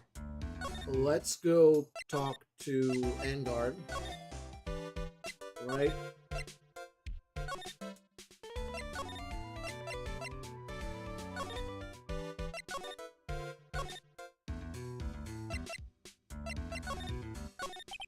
Can you tell me about your activity last night? After I got into a war, I took a break and went back to my room. I had a post-ceremony stage show to do. So I was in my Nico Samurai costume. We were alone the entire time. The manager was running around being busy, so yeah.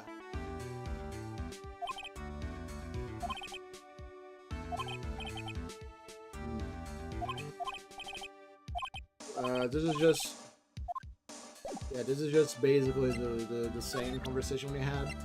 Let's what do you think about this article? You're talking about her thing with Juan. I thought she was a bit careless in the way she handled it. That's it? That's it? Goddamn, dude, you're fucking useless. Oh my fucking god.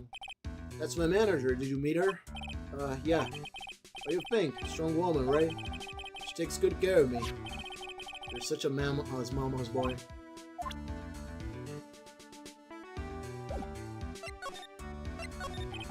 How about you and the victim, Mr. Kohida? What sort of... It's got nothing to do with anything, dude. Man with a face... yeah, it's the same thing. It's the same thing.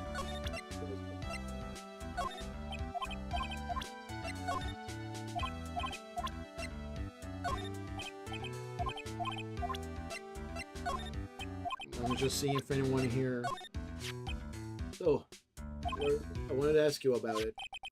What do you do everything he tells you to do? You know, the messages it sends you, dude. The second time probably doesn't have anything to do with Maya's kidnapping. That's a secret. Okay, whatever, dude. Dude, like I told you, I don't know anything about that press conference. That kind of stuff to my manager. It's harder than pulling a bass from a river. Okay. Let's go to the Criminal Affairs Department. March 21, Police Station, Criminal Affairs Department. Detective Gumshoe said they had an investigation briefing. Yeah. Oh, he's back. Hey, so you came, pal. Why the blunt greeting? Because there's nothing to be friendly or happy about. What do you mean by that? Well, things look perfect this time around. The evidence of the testimony are airtight. But but we can't just roll over and die. We have to stay positive.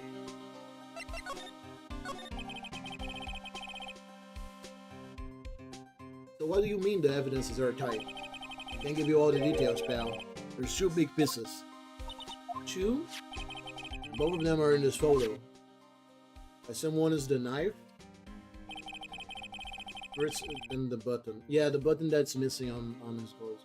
Versus the button that's missing from the victim's chest. That's the button that you found during your body search of Mr. Engard. Yep.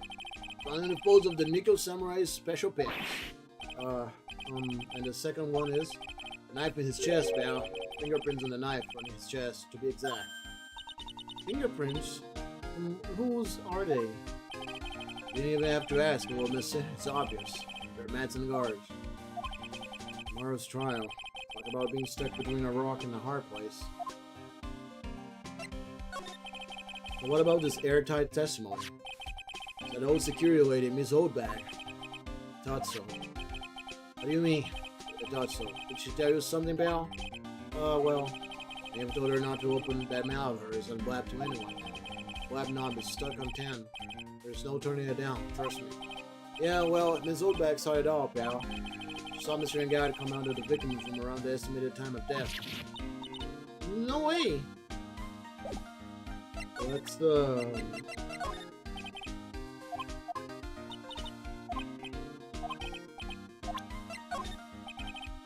Okay. Stuff in the glass is tomato juice, pal. Tomato juice. Heard the victim really loved that stuff. Favorite drink in the world. It was his favorite drink. First time I ever heard that. What can you tell me about this guitar case? Oh, that. It's just what I heard, pal, but that's the Jamie Ninja's signature item. But the guitar wasn't in his hotel room. Yeah, we'll look for it too. It's not normal for a person to forget to bring their most famous item to an award show. It doesn't sound like that rare guitar is waiting for the skate after all. We're pretty interested in this bit of gossip ourselves. The scandal with Mr. Corridor, but why? Well, 2 years ago, a woman committed suicide. Oh, Jesus. Suicide? Her name was Celeste Impax. She was once Corridor's manager. The victim's manager. But that's not all, pal. Miss Impax was Miss Andrews' mentor.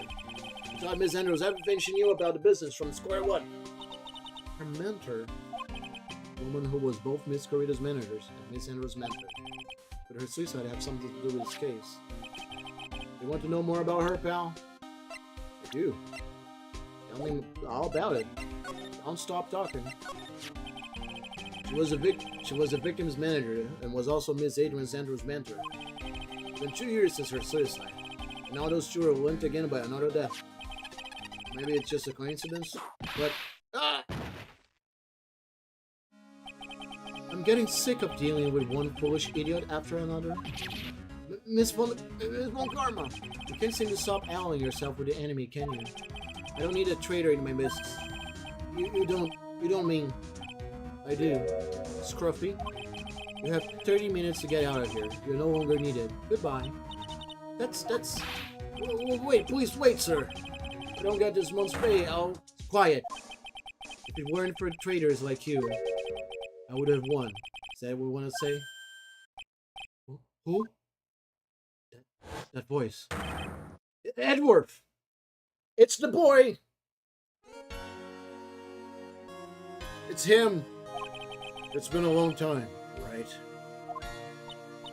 This person. This is Mr. Edgeworth? What am I going to do with you? Still blame the others when things go wrong.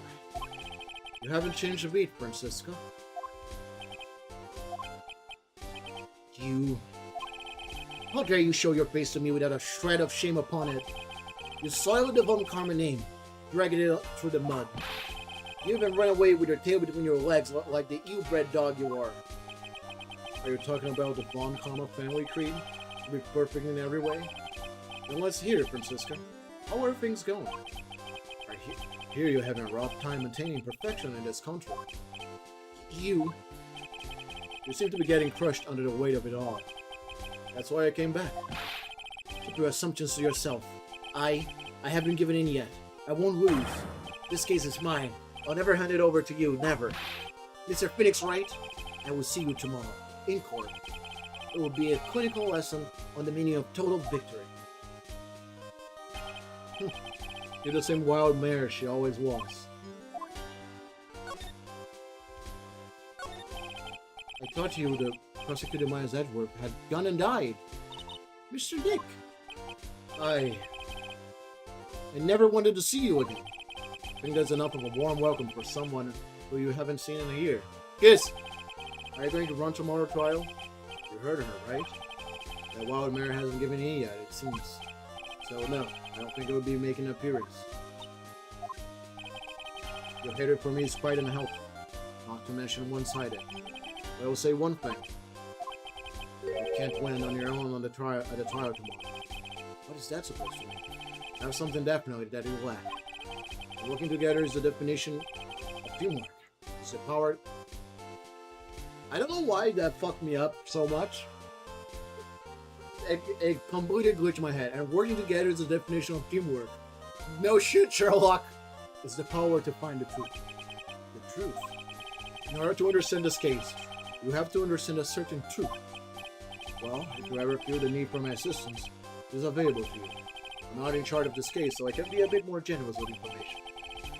Just what is going on inside his head. All the things may have happened, while the Manfred von Karma was still my mentor.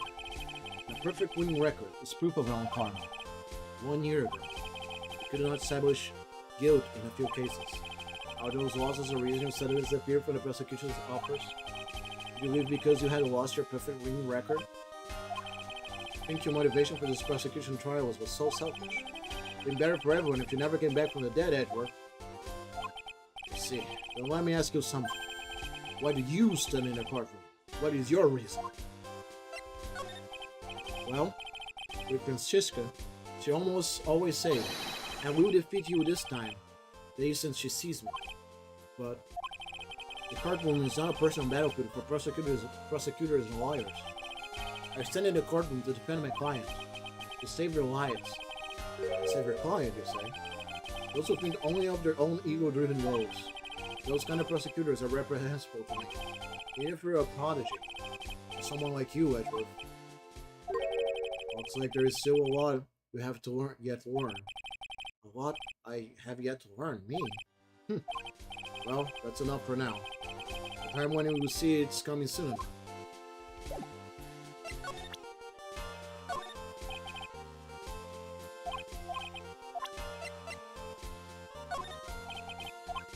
Okay.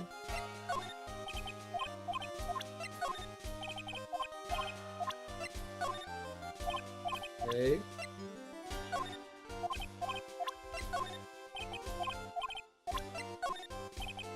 Jesus Christ, is that anything I want to talk about?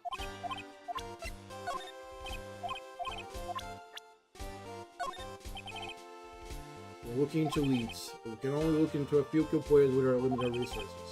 If it was to waste our energy.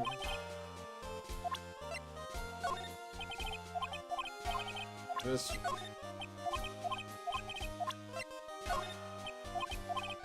Maybe he doesn't have a lot to say. There is an interesting rumor about this fact. I mean, the one about Miss Andrews getting close to him. That's pretty common tabloid fare, isn't it? I don't.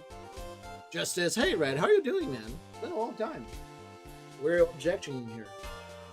I don't think things at face value when there's more to be found. While I was abroad, these deplorable types of actors became popular, I take it. Well, refreshing like a spring breeze in this motto. Refreshing? And what is so refreshing about a spring breeze? Feels like the Poland's not treating him well this year. They're going to make over and working a lot. So different December and November. Well, I hope you do great, and I hope the apartment looks awesome, dude. And you will get a good score in November because it's my birthday month, so it's gonna be a gift to me. And if you do bad, I will burn down the institution.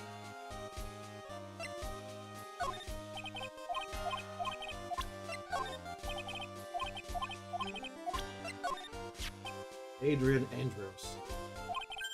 holds a large secret within herself. Secret. You can't help but feel that this whole case revolves around her. This woman is another key to solve this case. 32 years old, I think? Do you really think so? It was Andrea Andros' mentor a long time ago. But she was suddenly called away by a different show. I became Juan's Corrida's managers. Then, next year it will be Expedition 33 birthday. Oh, good luck, buddy! And then, a few months later, Celeste Impacts died. But her death was ruled a suicide, right?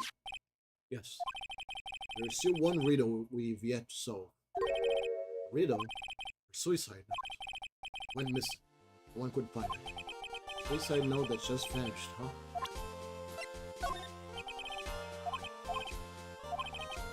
I never played Celeste. I should give it a try. Miss Impact's death was most certainly a suicide. That there is no mistake. However, we could not find her suicide. That's when the police began to suspect that someone had hidden it. Suicide note. But how do you know Miss Impact had even written such a note? There was no solid evidence. However, we did find traces of ink on her right index finger. It makes this likelihood of a suicide note being very high. But who would hide such a thing? The police think it was Mr. Juan Corrida himself. The victim? Oh my god! He was the one who found her body, which makes him the only person who had a chance to hide her suicide note. Mr. Corrida had hid his own manager's suicide note, but why? As long as her note is missing, and speculation beyond this is meaningless. For now, I think you should look this over. This is the suicide report. Part 1. Part 1. Suicide report added to the courtroom. Can I present it to him? I don't like to look through reports. I like suicide reports even less. Worst of all are the reports that have multiple parts like that one. That has two. 2 parts? What you just handed me is the first part of the report. Here's the second part. The second part of the report is about an attempted suicide. The attempter name is Andrea Andros. Miss Andros? What did she do? She tried to kill herself. She doesn't seem like the kind of person to try and kill herself, though. Think she's a strong career woman? That's just what she wants to think. Andrea Andros. She has a certain secret that she's always trying to hide. Secret? Her dependent nature. That's what she's really like on the inside. Miss Andros, dependent. Talk about the exact opposite of what that woman is.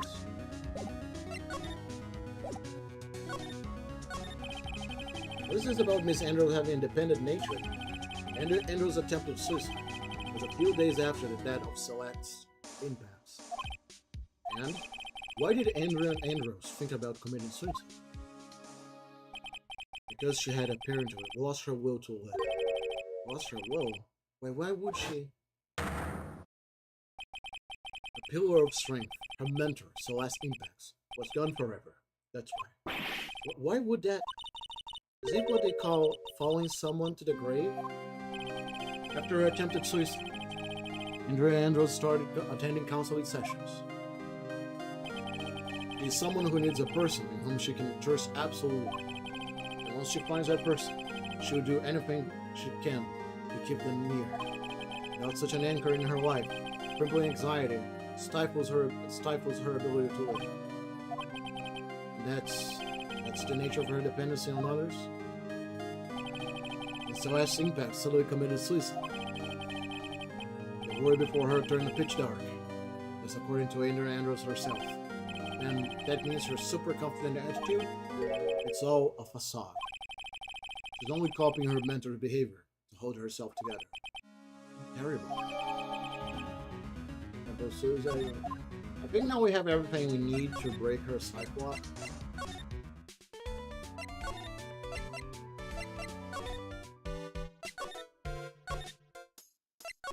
Still haven't found her camera though. March 21, Gatorwater Hotel, Angar's hotel room. Oh, Miss Andrews is here. It looks like she's talking with someone. That's Francisca von Karma. Miss von Karma? What are you doing here? Well, you see, I'm his lawyer, so you've got some nerve following me around. Following you? That's you, Miss von Karma. You're the one doing the following. Pearls. You're always following after that Mr. Detective with the little beard. Me? Following after Scruffy? Don't make me laugh. Let me show you something interesting. Little girl.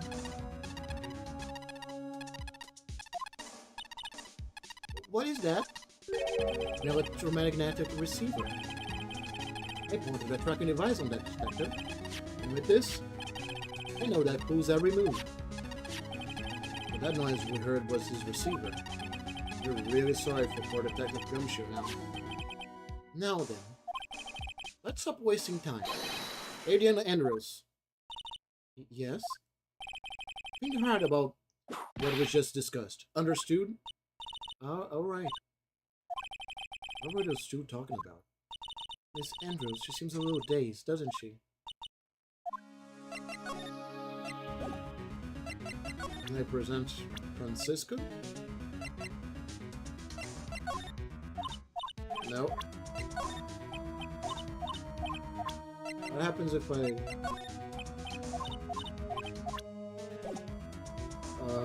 I'm gonna save.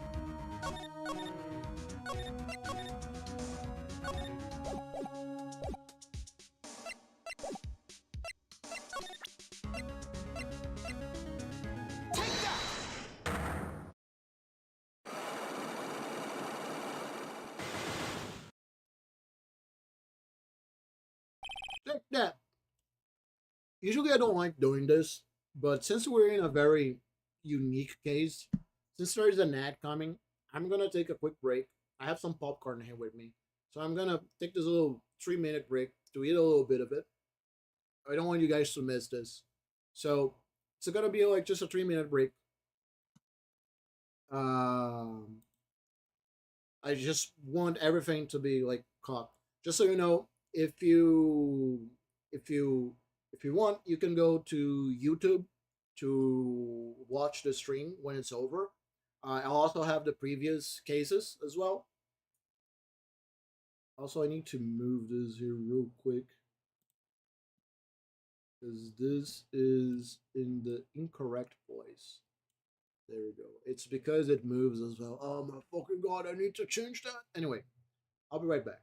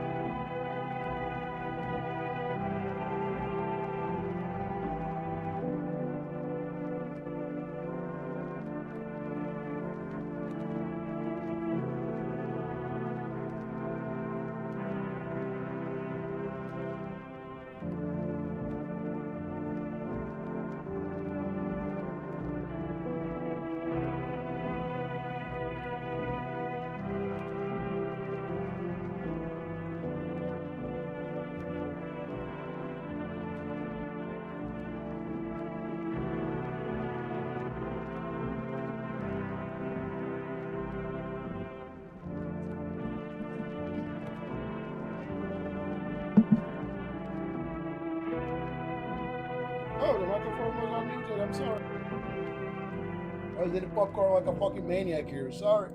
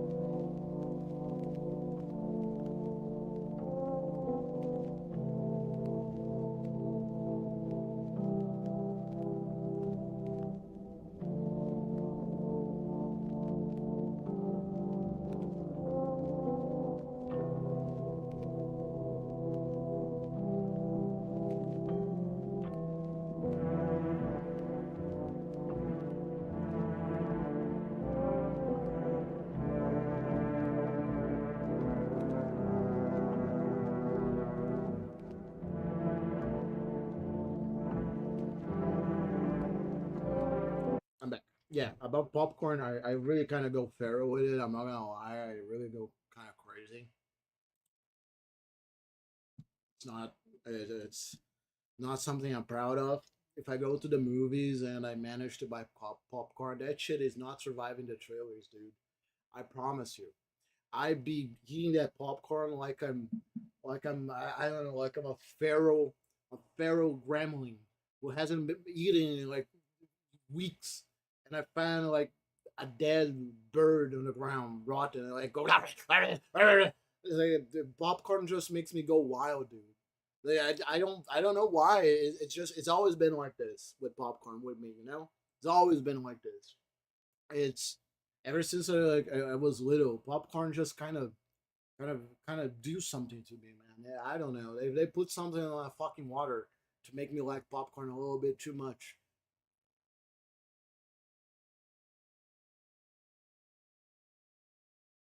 But I actually changed a lot on how I eat popcorn. I used to buy a lot of those microwave popcorns, you know.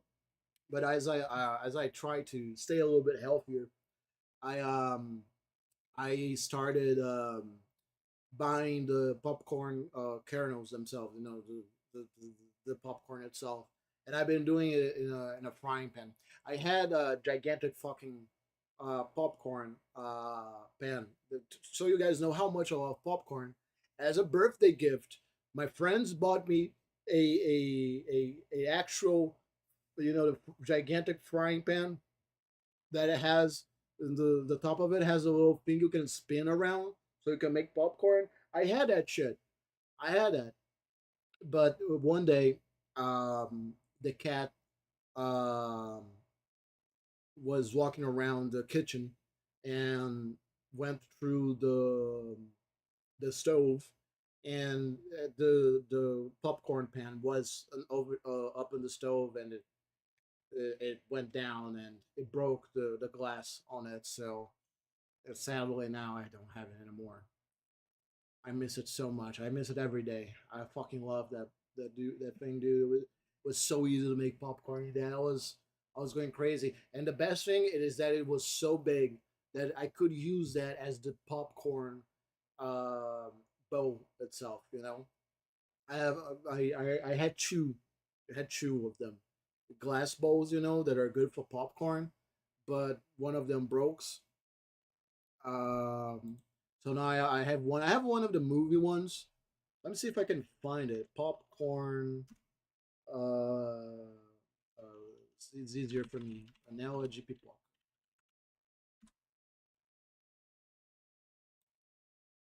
Let's see if I can find the. Yeah, I think it. Yeah, it was this one here. This one here. Let me get the image. It's a little bit different.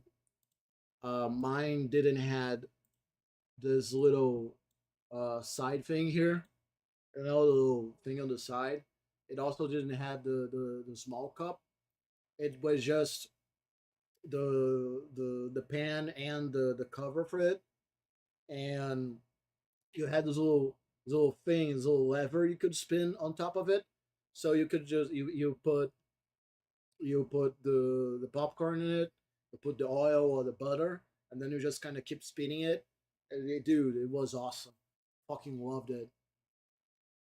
An aluminum one with aluminum cover. But right now I'm just using like a regular one to make popcorn. I just pick it up and spin the popcorn around. I do need to buy more of those things. You know, I feel like my kitchen utensils. Oh yeah, 100%. You want to bake me? You want to create like an Otani trap? Here, I'll create like an Otani trap. What's your trap? What's okay? So let's create an Otani trap. Okay, so here's the trap. All right, here's the trap. How do you feel about electric popcorn pen? I never used one. Never used one, and I never saw one. I think you know one thing I would love to have those rice cookers. Those are awesome. You know, I don't, I don't, I don't. I would like to buy one like an air fryer. It would be cool to have an air fryer, but I don't. I'm not like eating a lot because right now due to my diet, I've been buying this little. I get like a shitload of little little ready meals, you know. Like popcorn fingers in the toys are very hot. Free popcorn. That sounds good. That sounds good.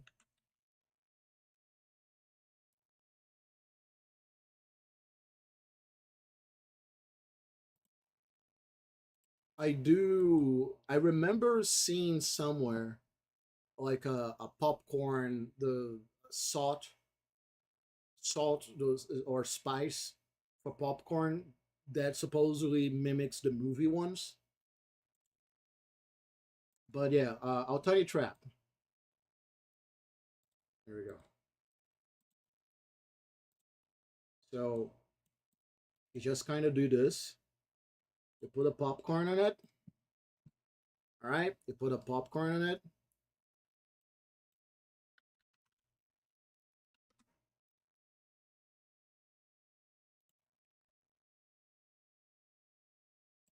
And then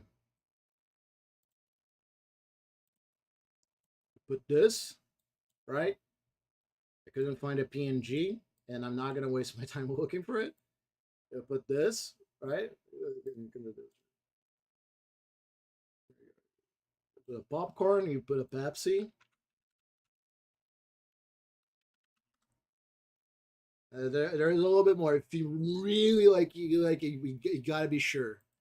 We gotta be sure. You know, we gotta be sure that we're gonna get Otani. Then you just put a Blu-ray of Redline, like right here. You know, like this. Just put it there. Like, dude, yeah, no, it's over for me. There's absolutely nothing I can do. I'm gonna head that. I'm gonna dive into it like head first. You know, like if you really want to like add something else, add like a 7 hour essay video, and it's over. I'm done. It's like you add like a Metal Gear on that, like a Metal Gear, like you let's say you add this like you add like let's go with Peace Walker.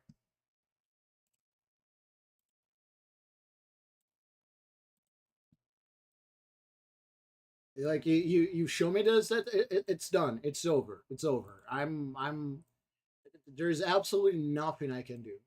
That's pretty much it. You know, it's like that this is the perfect Otani trap.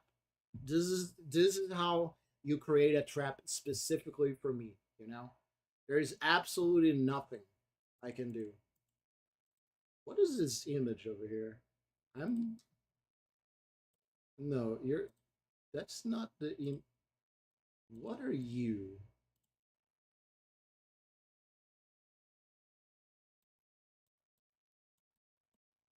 What?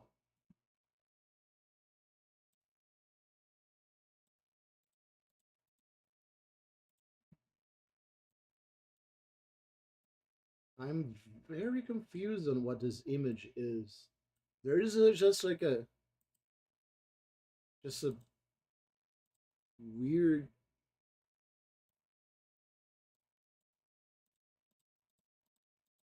I really don't know what this image is. Can I see? Oh, I remember what it is. Okay, I remember. I remember what it is. Um, it's a meme that I made for a friend, and it's simply that OBS doesn't know where it is because I changed places. And OBS doesn't detect the changes. But yeah, there we go. Yeah, that's perfect Otani trap. I could add some more stuff, but honestly, if you really want to be sure, just add that. Like, if you could, if you're not feeling like Metal Gear, you could add like Crusader Kings. You could add probably like, I don't know, Warframe, maybe. Team Fortress 2, if you want to. That's an option. There's like a lot of games you could add there, but this is mostly like for sure if you add yeah, like Kenshi as well, if you want to add Kenshi. There's a couple. There's a couple games there. There's like a couple games that only a few people would know to add. Like there's only a couple. It's like very, very, very like, for example, if I show you this, if I show you this,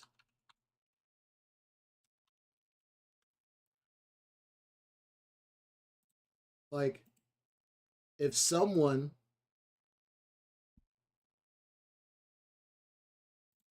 if someone comes up to me and just show me this, I understand that person knows me on a very personal level, and it's probably hunting me for sport at this point. It is like, if someone makes a trap with, I think there are three specific games, right? Like there are three specific games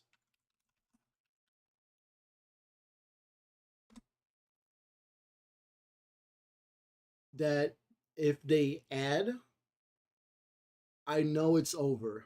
I know that person knows me in a way that it's like, I either have to get married to them or they're gonna fucking kill me. You know? Like, if someone pulls up with this one, because this is a game that I really love. That I really love, Time Splitters. Time Splitters. Specifically Time Splitters Future Perfect. I played this game so much. So much. It is amazing. It is a very fun FPS. It has a co-op mode, and the story is really good. It's a very simple story, but it's very well told, and it's funny as fuck. It is very cool. And the other one is Samurai Warriors, of course. You can just add Samurai Warriors over there. You throw just like, if you specifically throw Samurai Warriors 5, I think, for the PS2, I'm done. And this is another one that I did talk about on stream. I have played this on stream, actually. I have played it on stream, and I do have a funny story with this game in specific because um, so when I play this game, I I let's just say that my copy was not that well made. It was in a black disc.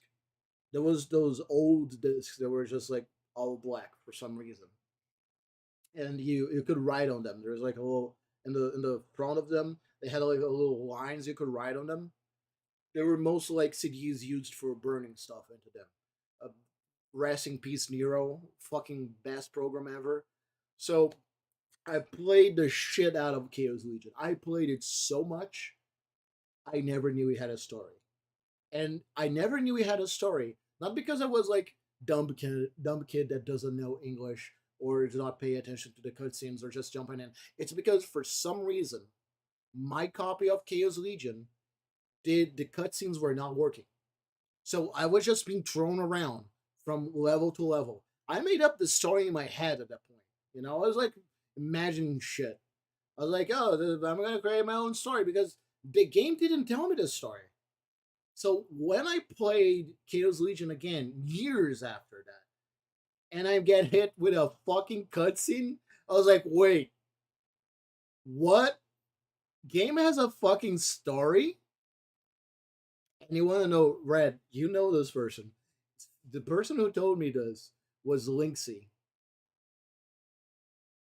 Yeah, it was basically that. Like, it was so weird to me because in the first stage of the game, you had the Thanatos, the big ass fucking the Chaos Legion, you know? His power was just fuck you, die. He would appear, everything on the screen would die.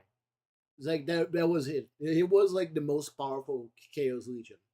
So, and after the first stage, you lose him, and you have to collect shards to get him back. You get a couple other legions to help you on the way. You get like a little melee one, you get a ranged one. There's like a couple. The whole idea is that you use different legions to progress through the game as you fight with the enemies. But to me, it was like, what the fuck happened? I just lost the Thanatos. Like I want him back. Like give me him back. You know, it was so weird. It was the weirdest experience. You know, it's the same with Metal Gear 3. I tell that story all the time, but it's one of my favorite little uh, fun facts about Otani. You know, every Saturday I used to go with my mom. We would go um, um, to Nilopolis. It's a very far away place. She had a clinic there, and every Saturday I would also go to the Scouts, and she would take me with her to the clinic because there was no one on Saturday to watch over me, so I would go with her. I was a very dumb kid. I did some fucking stupid thing there. My fear of needles was born there because I was a fucking stupid kid. And I'm gonna give like a little bit of a trigger warning for blood and needles because honestly, I tell this story to show how fucking stupid I was. I so she had her room, her little clinic, and she would stay in her room, and I would fuck around in the other room. In the side, I would just like go around. I didn't have like any handheld devices. I didn't have like a phone. But sometimes I would take her phone and play with it, but most of the time I was just like literally just going around. Sometime I think sometime in the future I got like a Game Boy Advanced, and I would go around, but I wouldn't take it with me, mostly because I was going to the scouts. So I was just like scavenging around the room, and then I open a a little a little closet, and I see needles. I go, ooh, I found needles, and then I get the needle, and then I decided that the most interesting thing I can do is get my flip flop, get the needle, put water inside of it, inject my flip flop, and just inject water into it. And that kept entertaining me for like 1 hour. However, being dumb, I accidentally, somehow, to this day, I do not remember. The needle goes not through, but sideways, like in my thumb, my left thumb. My left thumb? Yeah, my left thumb. Just a little bit, it doesn't cut the flesh, just a little bit off the top, you know. And I was so scared, not of the needle in my fucking finger. I was scared of getting scolded. I didn't scream. I didn't say anything. I just went pale and quiet. At that moment, I attained a form of nirvana that only a kid that has done something so absolutely fucking stupid could have done. I attained a level of peace. So I managed to remove the needle out of my finger.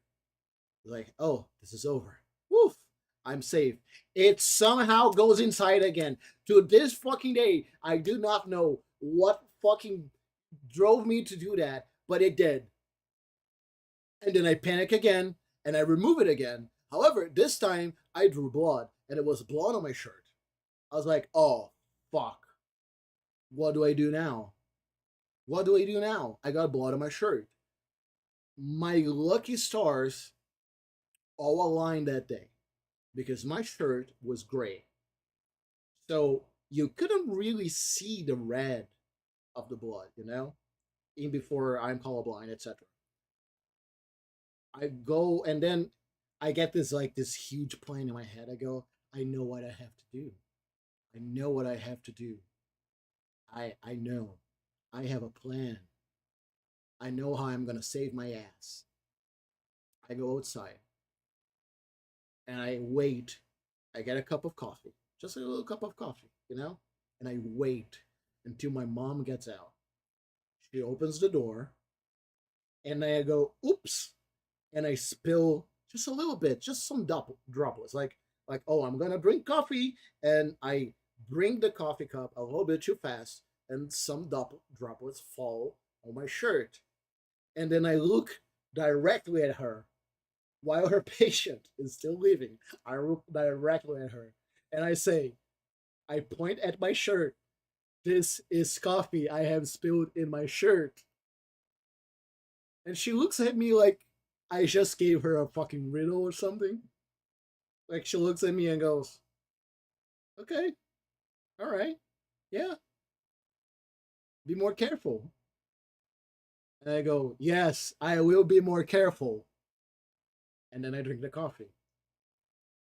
And then I go to the other room. I go, woo, that was a close one. We did it, boys. We're safe. We did it. We did it. So yeah, I was a very dumb kid. But anyway, the whole point of this story is that in Newopolis, I exactly we did it. We fucking did it. We're safe. My finger was hurting through this entire thing. But anyway, every Saturday after I left with my mom, we would go to either two places. I had to choose. Uh, It wasn't mostly my choice. It was just like we would either go to one or another. I don't remember what was the metric for which one we would go, but in the days I knew where we were going, it was like I was a missile. I knew exactly where to go. It's like I was locked the fuck in, dude. I was just I would cut through everyone. I would like I. It was hard walking around New Orleans. I need to understand. It's a very in the specific place we were. It was like the big marketplace in the open air. So there's like a lot of people, and it just was the same place. Oh my god, I got so many stories from it. It's the same place where I almost got punched by fucking Ronald McDonald, and that's not a. I'm not fucking around. I almost got fucking decked in my face by Ronald McDonald. But anyway, I'll talk about that later. I would go like a fucking missile, cutting through people. I would just, if there was a family of four top fucking titties, it's now a family of zero. They're dead because they were in my way. I would just go into one tent because the market was like those little tents close to one another. Um, if you have like in your city little fairs or little markets and open areas as little tents, little blue tents. And that was this guy. His nickname was Baiano. There is no translation to that. It just means that he's probably from Bahia, a place here in Brazil. he would sell PS2 games. And he is one of the driving forces of all my gaming tastes. Every game I have played in my childhood, save from some, was because of him. He introduced me to Blood Rain. He introduced me to Time Splitters. He introduced me to Chaos Legion. He introduced me to Metal Gear. One of the most important games of my life was just a random dude. That guy, I'm like, I will never be able to find him again. You know, never. He introduced me to fucking Dynasty Warriors. He sold you a broken copy of Chaos Legion fighting with like, yeah, remember like 25 years ago or something? You sold me a copy of Chaos Legion. Yeah, it wasn't working, dude. But anyway, the whole thing is like, and this whole story was a setup to the day he sold me Metal Gear, because he would ask, "Oh, what do you feel like playing?" And he would show me the game, say, "Yo, dude, you got this game, this game, this game, this game," and then he looks at me and says, "I got a realistic spy game." A realistic spy game? That sounds awesome, dude. It's like, yeah, you sneak around in the jungle. You have to find your own food. You have to find your own weapons. It's like really cool. You can like you can go behind the enemy and grab them.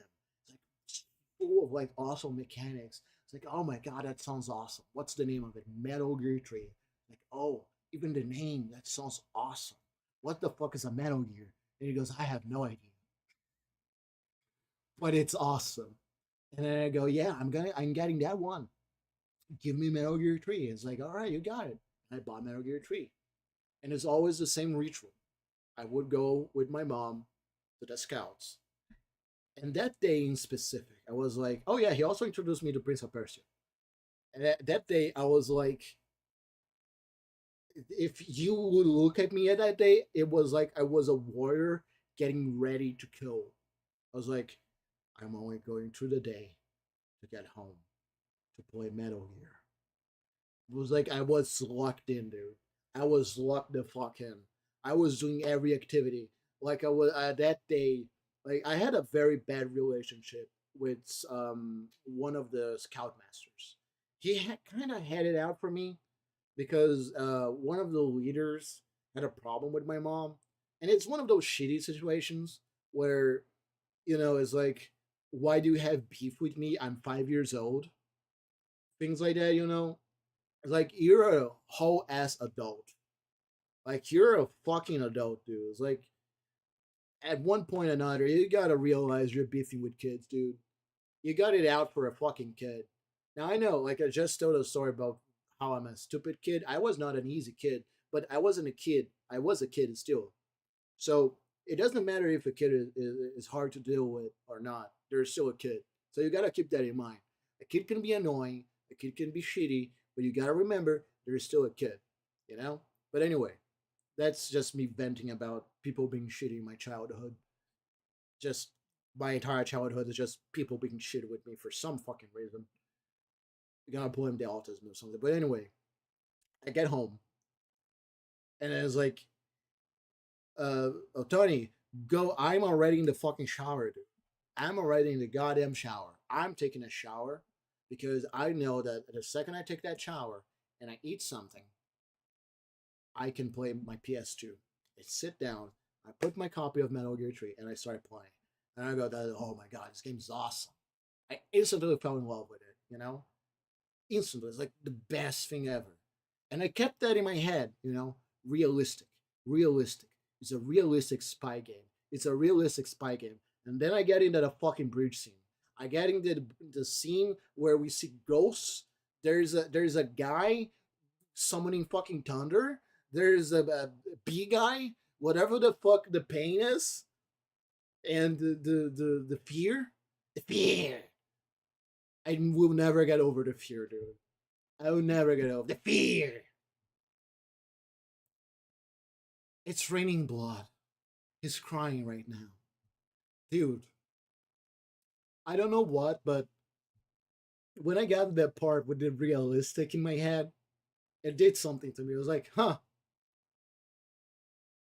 that that's not very realistic, is it? But for some reason, that just made me love the game even more. It was it was something that I could only go through that specific situations. It's a hand tailored situation, you know. It was amazing. I played so much Metal Gear 3 in my PS2. I had that shit down to a science. And it's funny because if you go back and watch my Metal Gear streams, I could probably do another Metal Gear stream. I always look for an excuse to play more Metal Gear 3. There is a moment where I'm fighting Vogan and I'm having a hard time with him. And I go, it's so weird. I never had a hard time fighting Vogan, you know? It's like, it wasn't that hard. It's weird, you know? And then something just kind of clicked in my head. Like suddenly all my memories of playing Metal Gear just unlocked at the same time.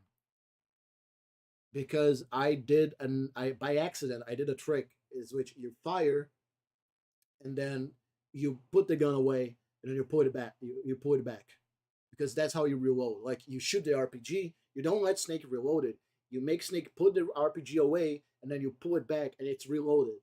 So what I would do in bosses, I would pick up the gun and I wouldn't even like get to the end of the clip. I would just shoot, put away, pull up, shoot, put away, pull the gun, just just constantly, and that just fucking clicked in my head out of nowhere.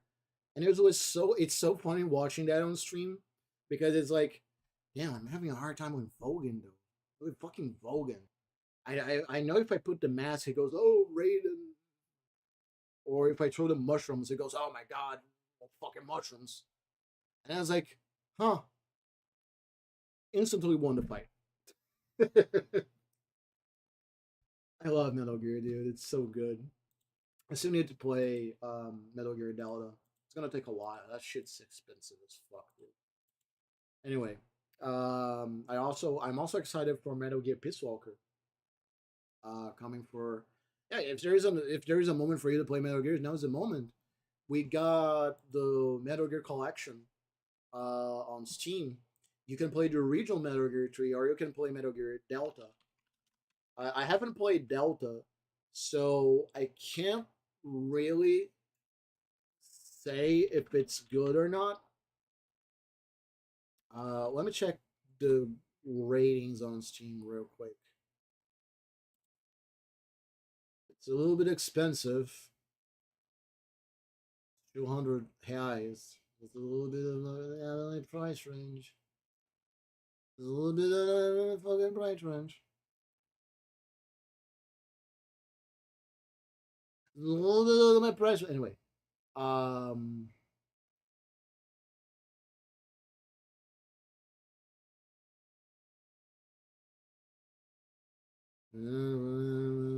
seems some people have some problems um with frames, but they're saying like, yeah, it's not worth the price. So wait for a wait for like a sale. But you definitely can buy um Metal Gear and the Metal Gear 3 collection. That you definitely can buy. Let me see here. Where is it? What the fuck is it? What the fuck is it? There we go. Metal Gear 3 Snake Eater Master Collection version. You should definitely get that one, dude. There is the collection that comes with. I'm gonna be honest. It's also wait for a sale on it because it's just a port and it's not very well done. You need like a couple of mods for it to work well, you know. But there is the Metal Gear Solid Master Collection Volume 1, which I don't think it's a hot take, but it's my take. When I bought the Metal Gear Collection for the PS3, I got that. Came with the game. Came with every single Metal Gear except four. Four you have to buy separately. We gave me Metal Gear 3, we gave me Metal Gear 2, we gave me Metal Gear Peace Walker. So it's kind of, it's a little bit shitty that Metal Gear Peace Walker is not in the collection. But sure, it's being sold with Metal Gear 4. So, alright, sure. But you should definitely get the Metal Gear Master Collection on a sale because it comes with both Metal Gear 3 and it comes with the first Metal Gear. When I say the first Metal Gear, I literally mean the first Metal Gear. Just the name of the game is Metal Gear. It comes with Metal Gear, Metal Gear 2, Solid Snake. Then it comes with Metal Gear Solid, which is the PS1 version. PS1? I don't remember. But it comes with Metal Gear Solid. Very good. Amazing game. I sounded like Donald Trump for a second. Metal Gear is the best. It's the best series ever. And I keep saying Kojima is my favorite director. I love his work. Not as much as I love bombing Iran. We're gonna bomb Iran. So that maybe people will forget that I'm in the files. Anyway, it comes also with Metal Gear 3. It's a game that you can get like a lot of hours. It's a game that you can replay a lot. And then in a couple, sometime I don't know when, we're gonna get 6 days. What the? What? Oh my fucking! I fucking hate being poor, dude. Oh my fucking god, I hate being poor.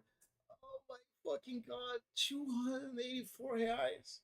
It comes with Metal Gear Peace Walker and Metal Gear 4, dude.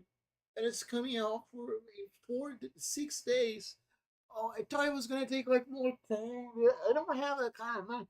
I barely have money to stay alive right now. Anyway, yeah, it's gonna come with Metal Gear Peace Walker, which is one of my favorite Metal Gears. It's also gonna coming out with Metal Gear 4, which is the funniest Metal Gear for different reasons. It's also the one with the longest cutscene. I think it's like 1 hour cutscene.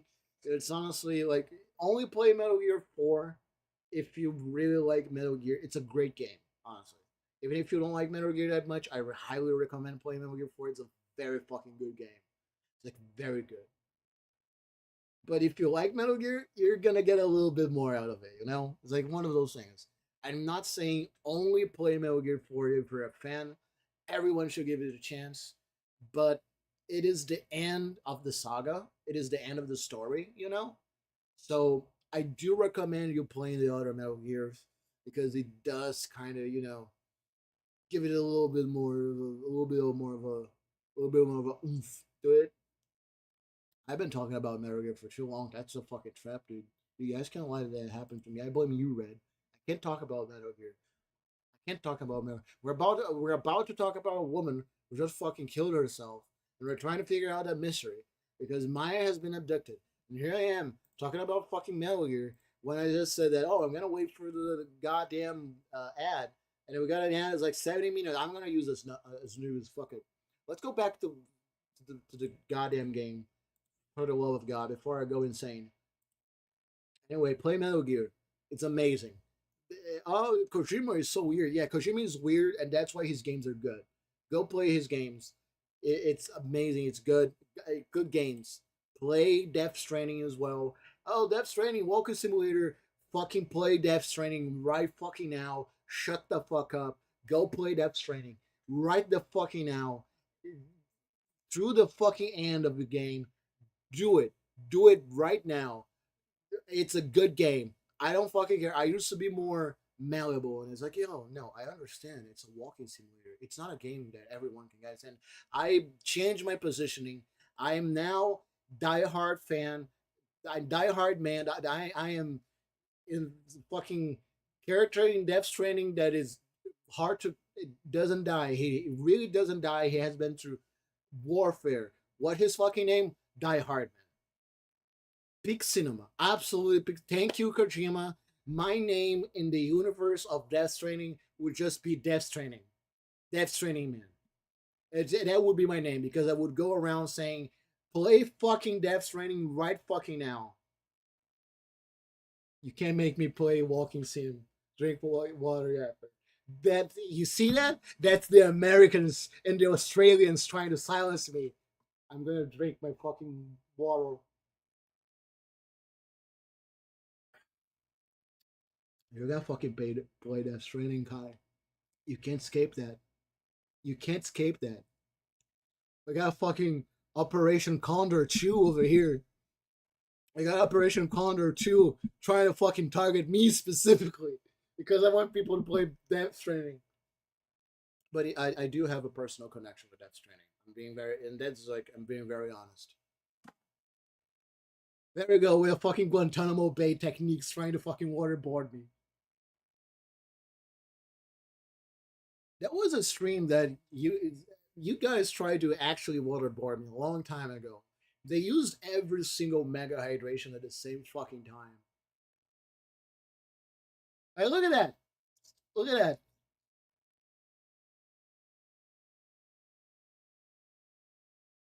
My water is over. We did a chat, but yeah, I have a special. Uh, it was also when Pissman was born that day.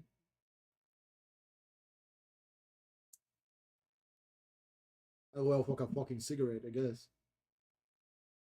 But I because Death Stranding, it might get a little bit personal, but fuck it, who cares? It's my stream. I started the stream with a fucking Murloc talking about Project Condor. At this point, dude, honestly, what do you guys expect? I highly recommend if you guys are have Prime or if you are subscribed to the channel, you can now go back to the start of the stream. I highly recommend, or you can go to YouTube. I highly recommend watching the first like part of the stream. It was a funny bit. I stand by it. But anyway, um, Death Stranding came out during COVID, and dude, I was going through it during that time. You know, it wasn't an easy. I mean, it was COVID, and it wasn't easy for anyone. And I, but I was going through like some very deep personal problems regarding my family.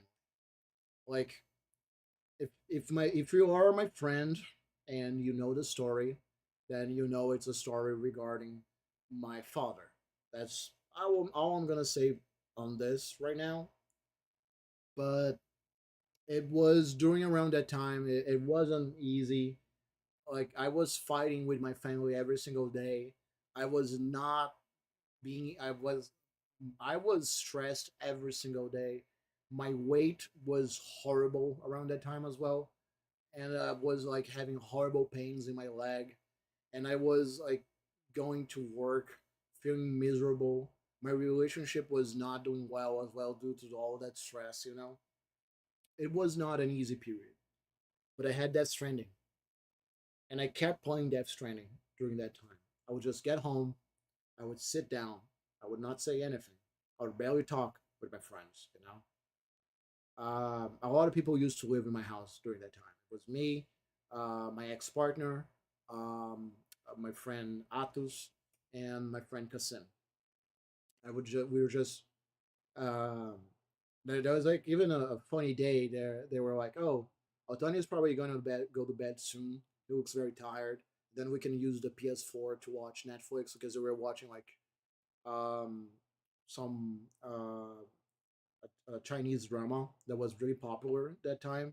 I forgot the name of it. And I was when I came back, I was like fucking perfect, sitting down in the perfect posture, dude. I was like locked the fuck in. I was awake and playing that shit. I was locked in. Death Stranding, it caught me, dude. And it was just like an experience to me, going through all that, and just walking through the places in Death Stranding, doing the deliveries, listening to the songs. I still listen to the songs to this day. I have all of Death Stranding OST on my playlists everywhere I go, and I have I bought the deluxe version, so I have like a download link for like the OST. I have it everywhere I go. I have it on my cell phone. Uh, if I have an MP3, it's gonna be there. I should buy an MP3 stick. I miss those. But anyway, it just kind of helped me, you know. The message of it, just keep on keeping on. So if I ever tell you to keep on keeping on, it's because of that stranding. Like if I'm here today, right now, and maybe some people will say that, oh, this is very dramatic. I'm here today probably because of Death Stranding, dude. I don't think I would have the will to face what I faced during that time. It just it was the little moment in time where I was like, I felt like, maybe I can do this. Maybe I can just be like Sam. Maybe I can keep going. Maybe I can just keep on keeping on. Like maybe I can make connections with people. Maybe I can, overcome my fears and things like that. And it just helped me. It's like it's one of those things. Like if I ever get a chance, I would shake Kojima's hand and say, "Hey, if it, I would like you to know that your game probably saved my life." So I have a very soft spot for Death Stranding when it regarding it, to the point where I understand why people don't play it. I understand why people don't like it, but it just hit my life in the perfect moment, just perfect, just exactly when I needed it. And to this day, it's just the game for me. It's not a game that I play a lot. It's not a game that I keep replaying and replaying. It's different. It's just like a, a special game. It's a game that changed me. I think we all have a little piece of media or something in our lives that affected us in a way. My friends, Kay specifically, knows that I had that with Redline. She showed me Redline. That shit changed me. That shit changed me. I was having a religious experience in watching that shit. Like the best fucking movie ever. Like one day, let's have a little. Let me share you guys here. There will be one day, right, in the future, where I will be happier than I am right now, right? I'll be living somewhere that is cold, probably, because my body operates better in cold climates. And I will be in a. If you guys ever watched, there is a clip from a song called Crumbs. Highly recommend it. Amazing clip. Let me find um, the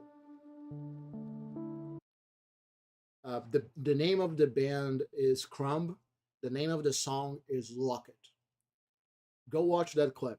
Go watch that clip. It's amazing. It's very good. But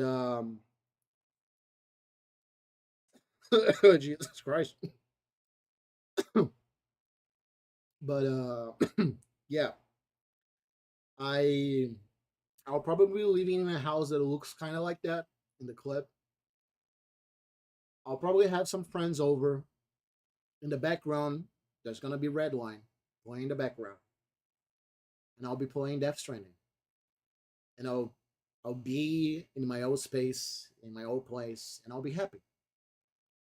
I don't know when, I don't know where, I don't know how, but it's my desire. I don't want much in life. I don't desire much in life. I've ever since I started studying more of what's the name of it? Oh my fucking god, what's the fucking name? Taoism and Buddhism, I've come a lot with the gripes about desires. And I've realized that I am not my desires. My desires exist, but they are not me. They do not define who I am, right? I'm not my desires. I will have desires, but they should not shape who I am. So I don't have a lot of desires. I don't have a lot of things that I really, really fucking want. Like 10 years ago, maybe I would be crying and shitting myself because I can't buy the goddamn Metal Gear Solid Master Collection Volume 2. You know? I would be like banging at the door, screaming at the skies. But today it's like, yeah, I can't get it. It's a shame. It happens. I'm happy with this development on myself. But yeah, it sucks. Maybe one day. Maybe one day, you know. But yeah. Yeah. I was having a religious experience watching Redline. That should change me. I got a lot of Redline songs in my playlist as well. You know, I like something when I add some form of music from the media into my playlist. It's it's a little like seal of autonomy approval, you know? Like, yeah, I fucking love this. I need to hear the music of this. Oh my god, I've been talking for so long, dude. I'm so sorry. Welcome to my podcast. Today we're gonna talk about the Metal Gear Solid and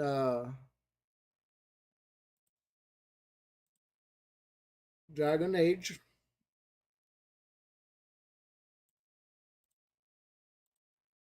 I miss Dragon Age Origins. I like Dragon Age Origins. I haven't played Veilguard. I'm not gonna play it. Um, but I didn't like Inquisition a lot.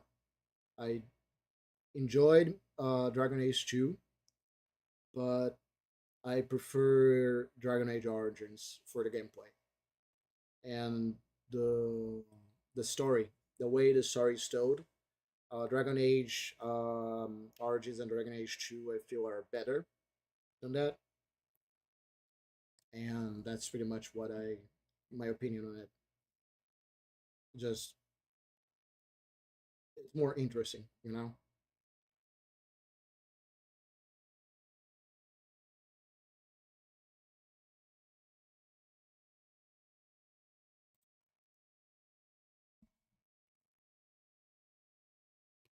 Mm,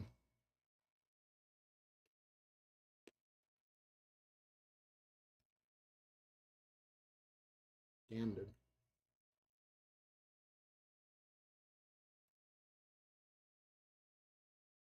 Anyway, yeah, that was a fucking big ass notebook. Y'all there flipping pages like, what are you reading? Homestuck? She looks like someone who would like Homestuck.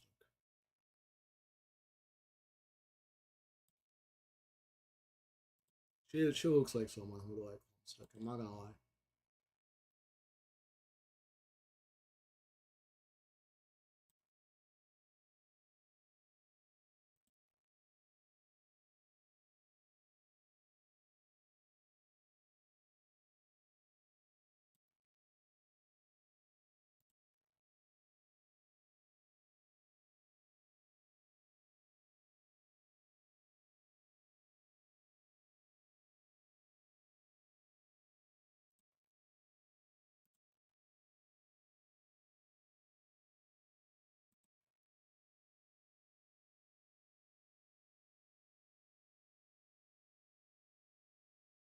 Oh my god.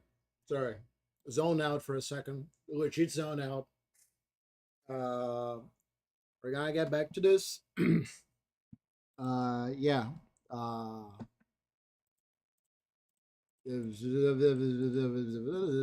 all right. Sorry. Okay. Let's go back into the game.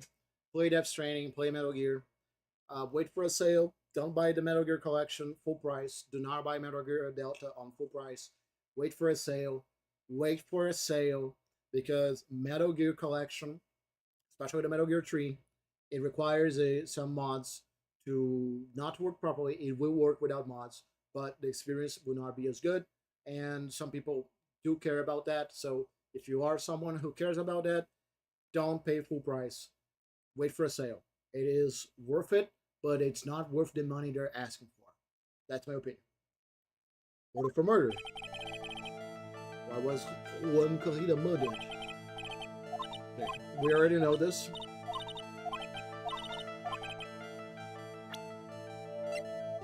We have to show her this.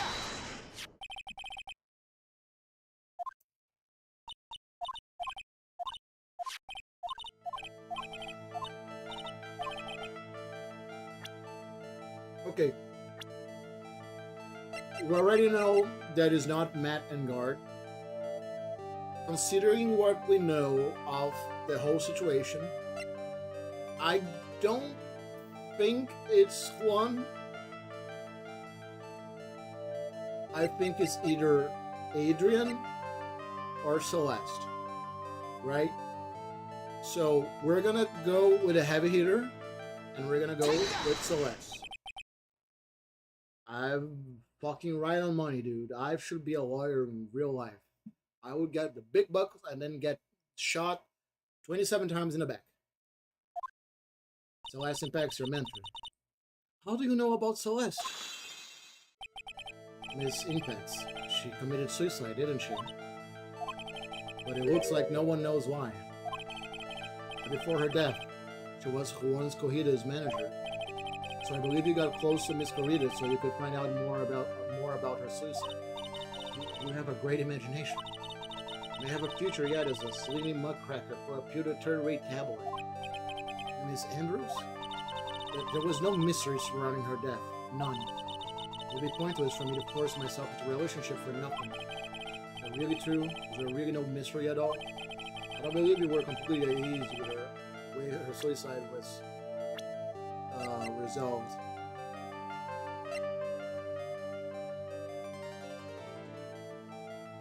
I think it's this because it's her suicide. Miss Impact's suicide note was never found, was it? Looks like the police were under the suspicion that someone had hidden it. Like maybe the person who discovered her body, Mr. Corrida. Juan. And Miss Andrews, I believe you thought the same thing. That is why you became intimate with Mr. Corrida. I have sat quietly and listened to your insulting ramblings long enough. It's true that Celeste was my mentor. However, allow me to say this again. It had nothing to do with me. I didn't even know that her suicide note was never found. I'm a person who doesn't care about what goes on in the lives of others. That's the impression you like to give. However, I don't think that's who you really are. What? I have evidence that says otherwise. This is proof that Celeste Impacts was someone very special to you. And this. Miss Andrews, you nearly went through it too, didn't you? Went through with what? And your life. Miss Andrews, you're looking at like a very strong woman who has it all together. Don't ask for anyone's help, relying only on yourself. Yes, I have been very independent ever since I can remember. However, it is always just a lie. Facade. You guys remember Facade? That weird game that you could write what your character was saying? That shit was amazing, you know? Like, we memed on that game a lot, but that game was honestly very interesting on a mechanical standpoint. Like, yeah, sure, if you say melon, the character just instantly close the door on you or kick you out for some reason. But it was honestly interesting. And actually trying to play the game is like an interesting thing. There are so many pathways you can take. There are so many possible endings in so many different ways due to the freedom that it gives you. This is just a little food for thought. If you've never played Facade, give it a shot. It's a very interesting game. Always search out people on whom you can depend on. You were dependent on Miss Impacts, weren't you? Which is why, when she passed away, you lost everything you had. When Celeste passed away so suddenly like that, I died a death of my own. But no matter how hard or tired, I couldn't stop thinking about what had become of her note. You must have heard about the police report. The one that said the police suspected Mr. Corrida of hiding Miss Impact's note. I heard about it and thought to recover it from him by getting close, am I right? If that's the case, then everything changes. What do you mean? What topic did we start this conversation on again? It was, why was the victim killed? Exactly. Somehow, Miss Andrews, it seems that you have become the one with a reason to want Mr. Corrida dead. Me? His impact was everything to you. And then she died. And you would do anything to find out why she killed herself. Even commit murder. Murder?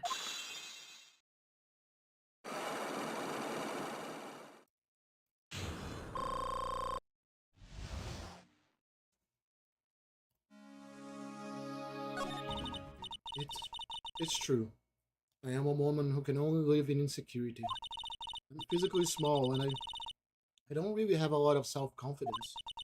I've pushed against all that, though. I'm trying to live strongly. I never wanted anyone to find out the truth. Miss Andrews, there's one thing. It's the one thing I wanted to take with me to the grave. It was my secret. Mine and mine alone. I'm sorry. Probably think I'm a worthless human being right now, don't you? Please, Miss Andrews. What I want to know is the truth. After Celeste passed away, I heard that someone had hidden her suicide note. That someone was Juan Corrida. Celeste.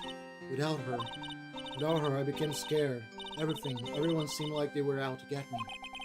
So you got close to Mr. Corrida to recover her suicide note, correct? It's like that tabloid reported the truth after all. Ironic, isn't it?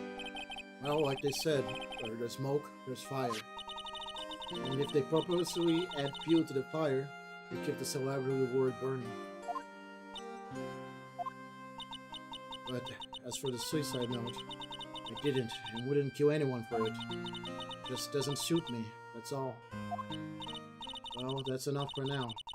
Still have work to do, so I understand. Oh, I have one mouse favor to ask. My attempted suicide.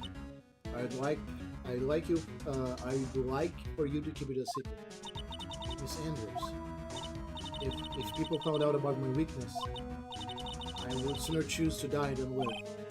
Alright, I understand. We'll keep it a secret. Miss Andrews. Yeah, she's the overthinking type. Probably never says anything without carefully thinking it through first. Thank you for your discretion. Mr. Nick, can I ask you something? What is it? Miss Andrews has been playing with that card in her hand since a little while ago. Yeah, I was wondering about it. A card. Yeah, I guess she has. Miss Andrews, what is that card you're holding? Huh? Oh, this? I don't quite know. It just suddenly appeared in my handbag. What is it? It looks like a seashell? That's what it looks like, doesn't it? I honestly don't remember owning this card. I wonder where I picked it up from. I don't remember something pretty. Sounds like it would be a rare occurrence. Well, I must be off. I leave Mr. and Guard in our capable hands.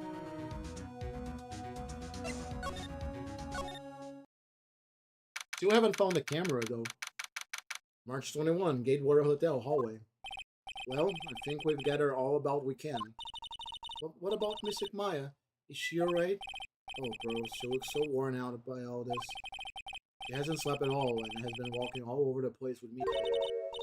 What's wrong, Mr. Nick? Let's go back to the office for a little while. We're really tired, right? Oh, no. I'm okay, really. I'm fine, I really am. You don't look fine to me.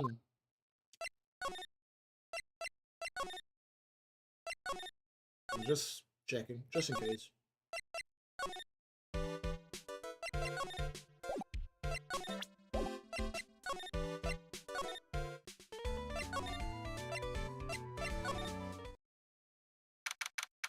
March 21, write and call all offices.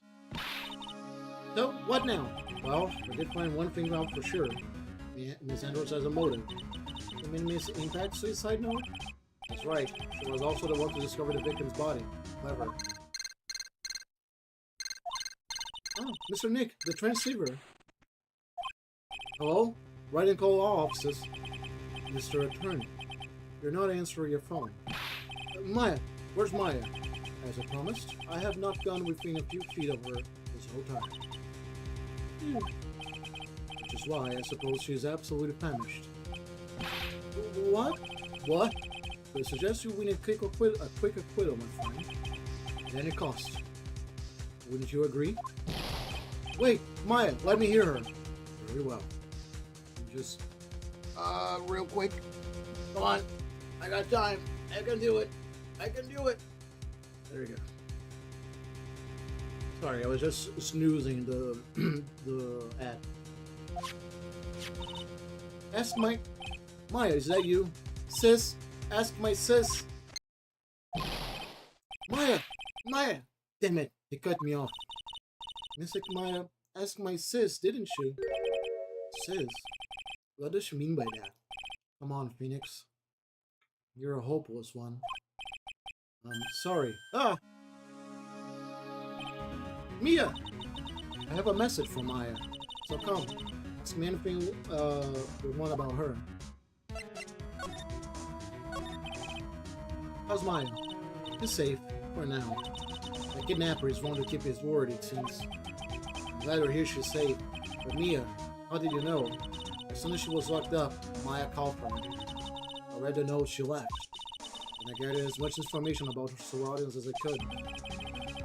Didn't know you could use spiritual like that. You're smart of her. The kidnapper, what's his like? I don't know.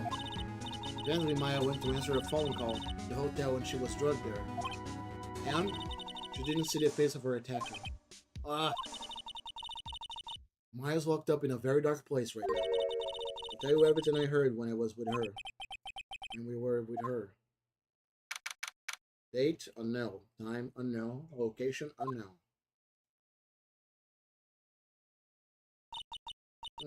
I'm starving. Could really go for some apple pie. Me, at a time like this, sweets are the only way to go. I have to stay positive. Promise it wasn't going to kill me. I'm not going to die. Sis, I wonder if you're with Nick right now. Huh? Someone dropped a card here. Kinda looks like a business card, but there's no name on it. Yeah, I imagine the card has something to do with him. Look at the seashell, I think. What a strange card. There's all sorts of things piled up here, but it's too dark to see. What's this? Feels like there are a lot of glass bottles here. And they feel like barrels. I'll pass. Too bad I'm really hungry. I'm not really thirsty. It's locked. But this door is locked seems easy enough to open. On TV, the hero always uses a plastic card or a stick piece of cardboard.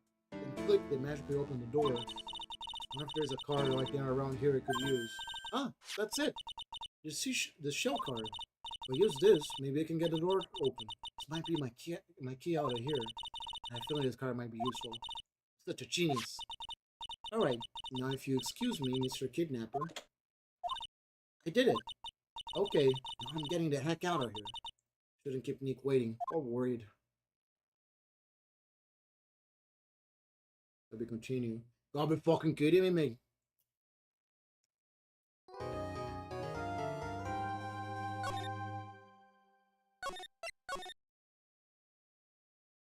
Okay, so here's what I'm gonna do.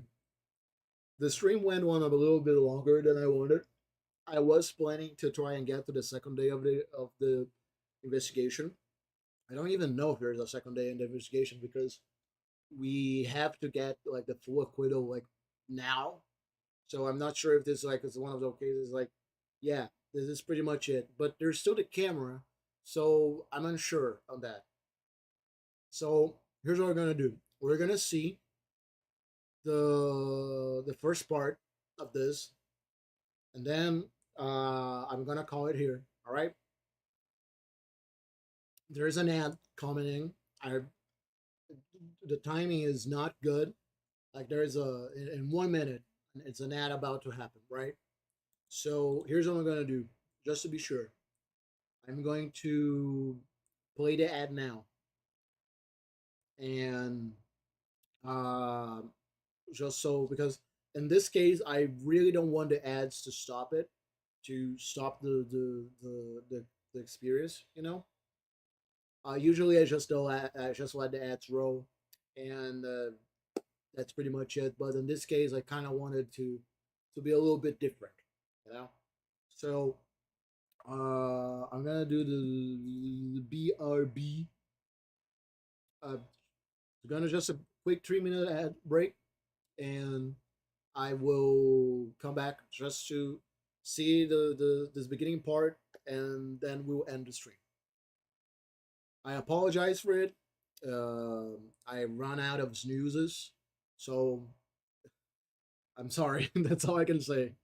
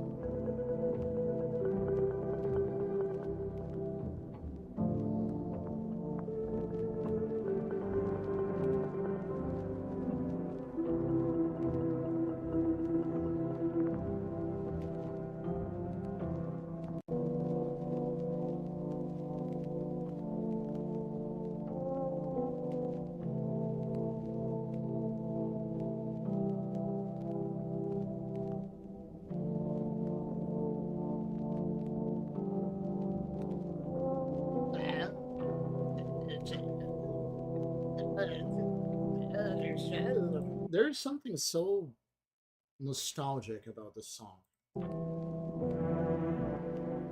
It's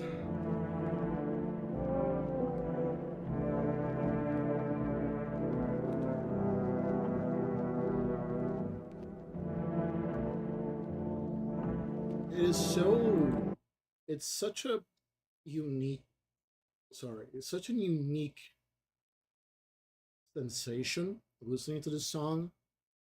I really don't know how to put it on words. It's just one of those things, you know. It's like when I listen to this song and I think about the house and No, I'm Not Human.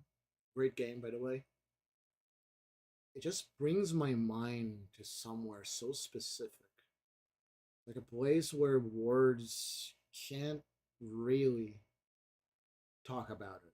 Like, if I could use an example, I guess I would say it's like the story I just said about like how the the Metal Gear thing about me being sold Metal Gear as a realistic game, right? Like, yeah, it's Metal Gear is a realistic game, and then me seeing that it's absolutely not realistic. It's a weird sensation. It's like it's a song that brings you back to somewhere where you have been and you can never be again. It will never be able to go back, you know, but at the same time it's somewhere that has always been with you and will always be with you, even if you don't remember.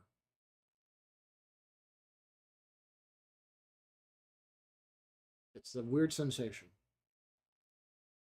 I honestly gotta give props to uh, the the person who made this song.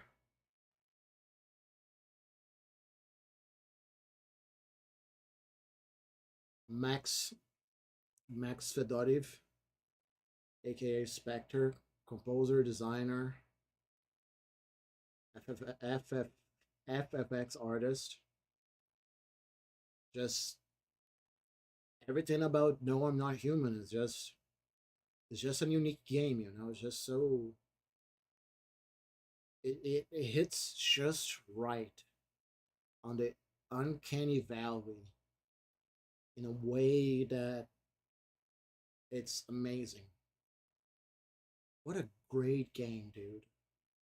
It's out there with Slay the Princess for me, you know? Slay the Princess is so good. It is so good.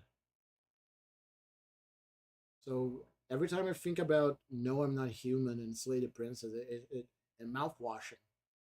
It's three games. It's such like, damn. That's all I can say. It's damn amazing. All right, let's get back to it. Did I save? I think I did. Let's save. Let's just be sure. Oh, we want fucking see where it's a fucking unfair, dude. You know what? Well, fuck it. It's kind of shitty of me to do this, but you know what? Let's start the trial and then we'll stop there at least. March 22, 9:47 a.m. District Court, defendant lobby number 3. Adrian did it? That's what it looks like. Dude, no way. That woman couldn't do anything like that. In court today, there will be a mountain of evidence that will implicate you. A mountain of evidence? Certain there is someone out there trying very hard to pin this whole thing on you. Please, Mr. Lawyer, do, like I said yesterday, I'm refreshing like a spring breeze, alright? I can't let any sort of scandal ruin that. I understand. Well, it's almost time. Oh, okay. Well, it's almost time. Mia must get a complete acquittal today. I know. I can't focus on Maya's situation right now. Pros either. No matter what, I have to focus on winning this case by the end of the day. Indeed. Well, let's get going. It's him. This is right. Good morning. This is it, Mr. Attorney. The day of the trial. Maya is unarmed, right? Well, when I checked on her earlier this morning, she seemed a bit, how shall we say, tired. Oh what? People don't die that easily. Besides, what we really should be concentrating on is winning today's trial. For my sake as well as yours, you must win today's trial. Which is why I sent you a little present this morning. Present? What in the world would you want to give me? You'll figure it out once the trial starts. And even if you don't like my gift, I expect you to graciously accept it and win the day's contest, if you please. Wait! The kidnapper sent me a present. You liar, dude? Who was that? No one. It has nothing to do with you, so forget you heard anything. Dude, did your nose just get longer? March 22, 10 a.m., District Court, courtroom number 3. They fucking killed Francisco? Court is now in session for the trial of Matt Engar. And I'm afraid that we're gonna save the game here and stop here now.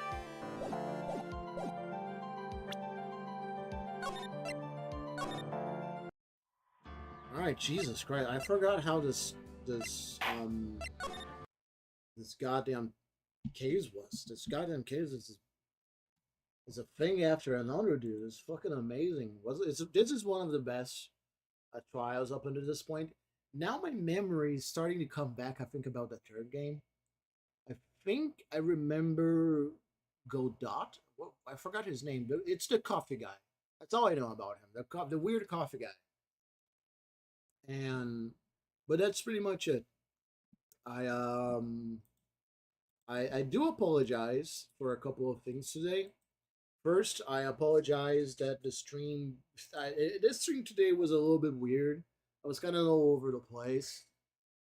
Forgetting to mute the microphone when I'm eating. I apologize for that. I also apologize for the weird fucking rant I did. That was really weird. I'm not gonna lie. That was a weird rant. And stopping to talk about the trap thing. That was really, really weird. So I'm really sorry about that. That was fun though. I had fun, and I hope you guys had fun too. And I apologize that I started so late. I was planning to start a lot sooner today. I really wanted to get to the second day of investigation, if there is a second day of investigation. Otherwise, I guess the case would be over. I wanted to try and keep this case to one stream only, but that is already kind of broken because it started on the other one. So I guess this will be next stream. Next week on Thursday. I will probably be doing. I will start a lot sooner, and I'll end the case there. I'm not gonna start the next game. I'm gonna wait for the next week. I want to start fresh. I want to start the next game on a new stream. So I apologize for that. There are a couple of cases that the streams are sadly not on YouTube, so I might go over them again just to make sure they're there, and just to make sure I have all of them. But yeah, my voice is giving out. I wonder why. But what else? Oh my god, I'm really sorry about this. Tomorrow, Friday, I will be streaming Kenshi. We're gonna be playing Kenshi. We're gonna go back to Beep. Beep is gonna finally kill the Fish King. I've been wanting to do that for a while. And after that, what I plan to do with Kenshi is what I've said before. We're gonna kill the Kingfish, and then we're probably gonna do a couple more bounties.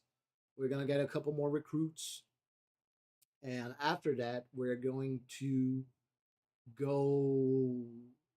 I'm gonna try and end the stream on a place where off stream I can do strength training for the characters. I don't want to do strength training grinding on stream because it's boring as fuck. So I'm gonna be doing that off stream. I'm gonna be doing the best I can to get their strength up as much as I can, or as much as my patience allow me. Um, and that's pretty much it. Uh, I don't think I have much to say today. I have said a bunch of personal stuff today. Sometimes it does feel kind of weird, but I guess it's important to remember that you have to challenge yourself a little bit if you really want to connect to people. Being vulnerable, it sucks, but it's necessary. It's not about being vulnerable, it's to who or whom you're being vulnerable to, right? If you're going to be vulnerable, make sure you're picking the right person. And sometimes it's a learning experience. Sometimes you are vulnerable with the incorrect person. Let's put it like that. Sometimes you just sadly open up yourself to someone who doesn't deserve it or abuse it. So just, you know, you're not, don't, you don't deserve to lose the happiness of being close to someone because someone else couldn't respect you and couldn't, not not hurt you. Sometimes we blame ourselves a lot for being hurt. Like I went through this situation, I went through something, I was in an abusive relationship, and we blame ourselves a lot. And you shouldn't do that. You should.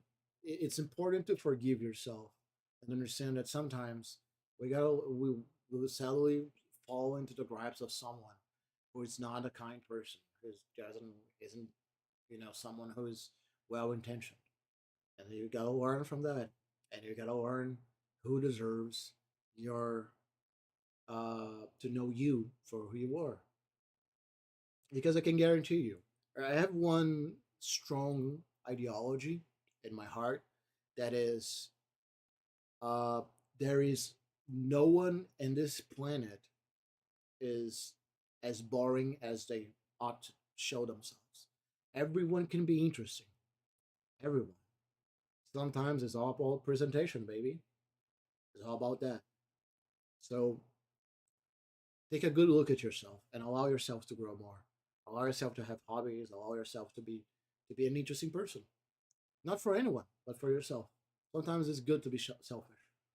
Sometimes it's good to be a fish. And a little friend there with now. Look at him. He's looking at you right now. You got a little fish eyes looking right at you, staring right at himself. He knows that you're dead. He knows who you are. He knows what you are. He's looking. But yeah, take a good look at him. See that little guy? See that little guy? See him? See him? He's going away. Now he knows he's looking. He's looking at him. He knows. He's hiding. Hiding. Oh, he's coming back. He's coming back. Oh, he's hiding again. This is gonna watch you from here. Watch you from here. This is hiding again. There he is. And here is where we're gonna end the stream. Thanks everybody for watching. Thank everybody for staying around.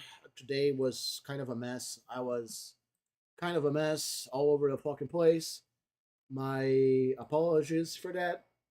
I even forgot to do the work message thing. But like I said, I started the stream after I had to deal with some stuff. I had to stay on the phone for like a couple hours talking with some people, and it was but I didn't want to lose the streaming day. I gotta stream, dude. I gotta do this. I gotta fucking do this, dude. So I'm kind of weird. I'm I got exactly. You guys understand it, right? You guys get it. You guys are smart. You understand it. I'm so proud of you. Thank you very much. Well, thanks for coming to my TED Talk. Um, I'm gonna go now, and I'll see you next time. I hope you guys have a wonderful time, wherever you are, and remember to love yourself just a little bit more than you did yesterday, because sometimes just a little bit of love might change your day. And take care of yourselves, and I'll see you guys tomorrow for Kenshi, and the stream on weekend, maybe. Big on maybe. Not gonna confirm or deny anything, as my lawyer would say, had one. So have fun. And have a good weekend. And I'll see you guys on Friday. Not sure why I'm telling you guys to have a good weekend. In fact, I'm going to see you guys tomorrow. But, just in case you can't be here, I'm being weird again. I'll see you guys later.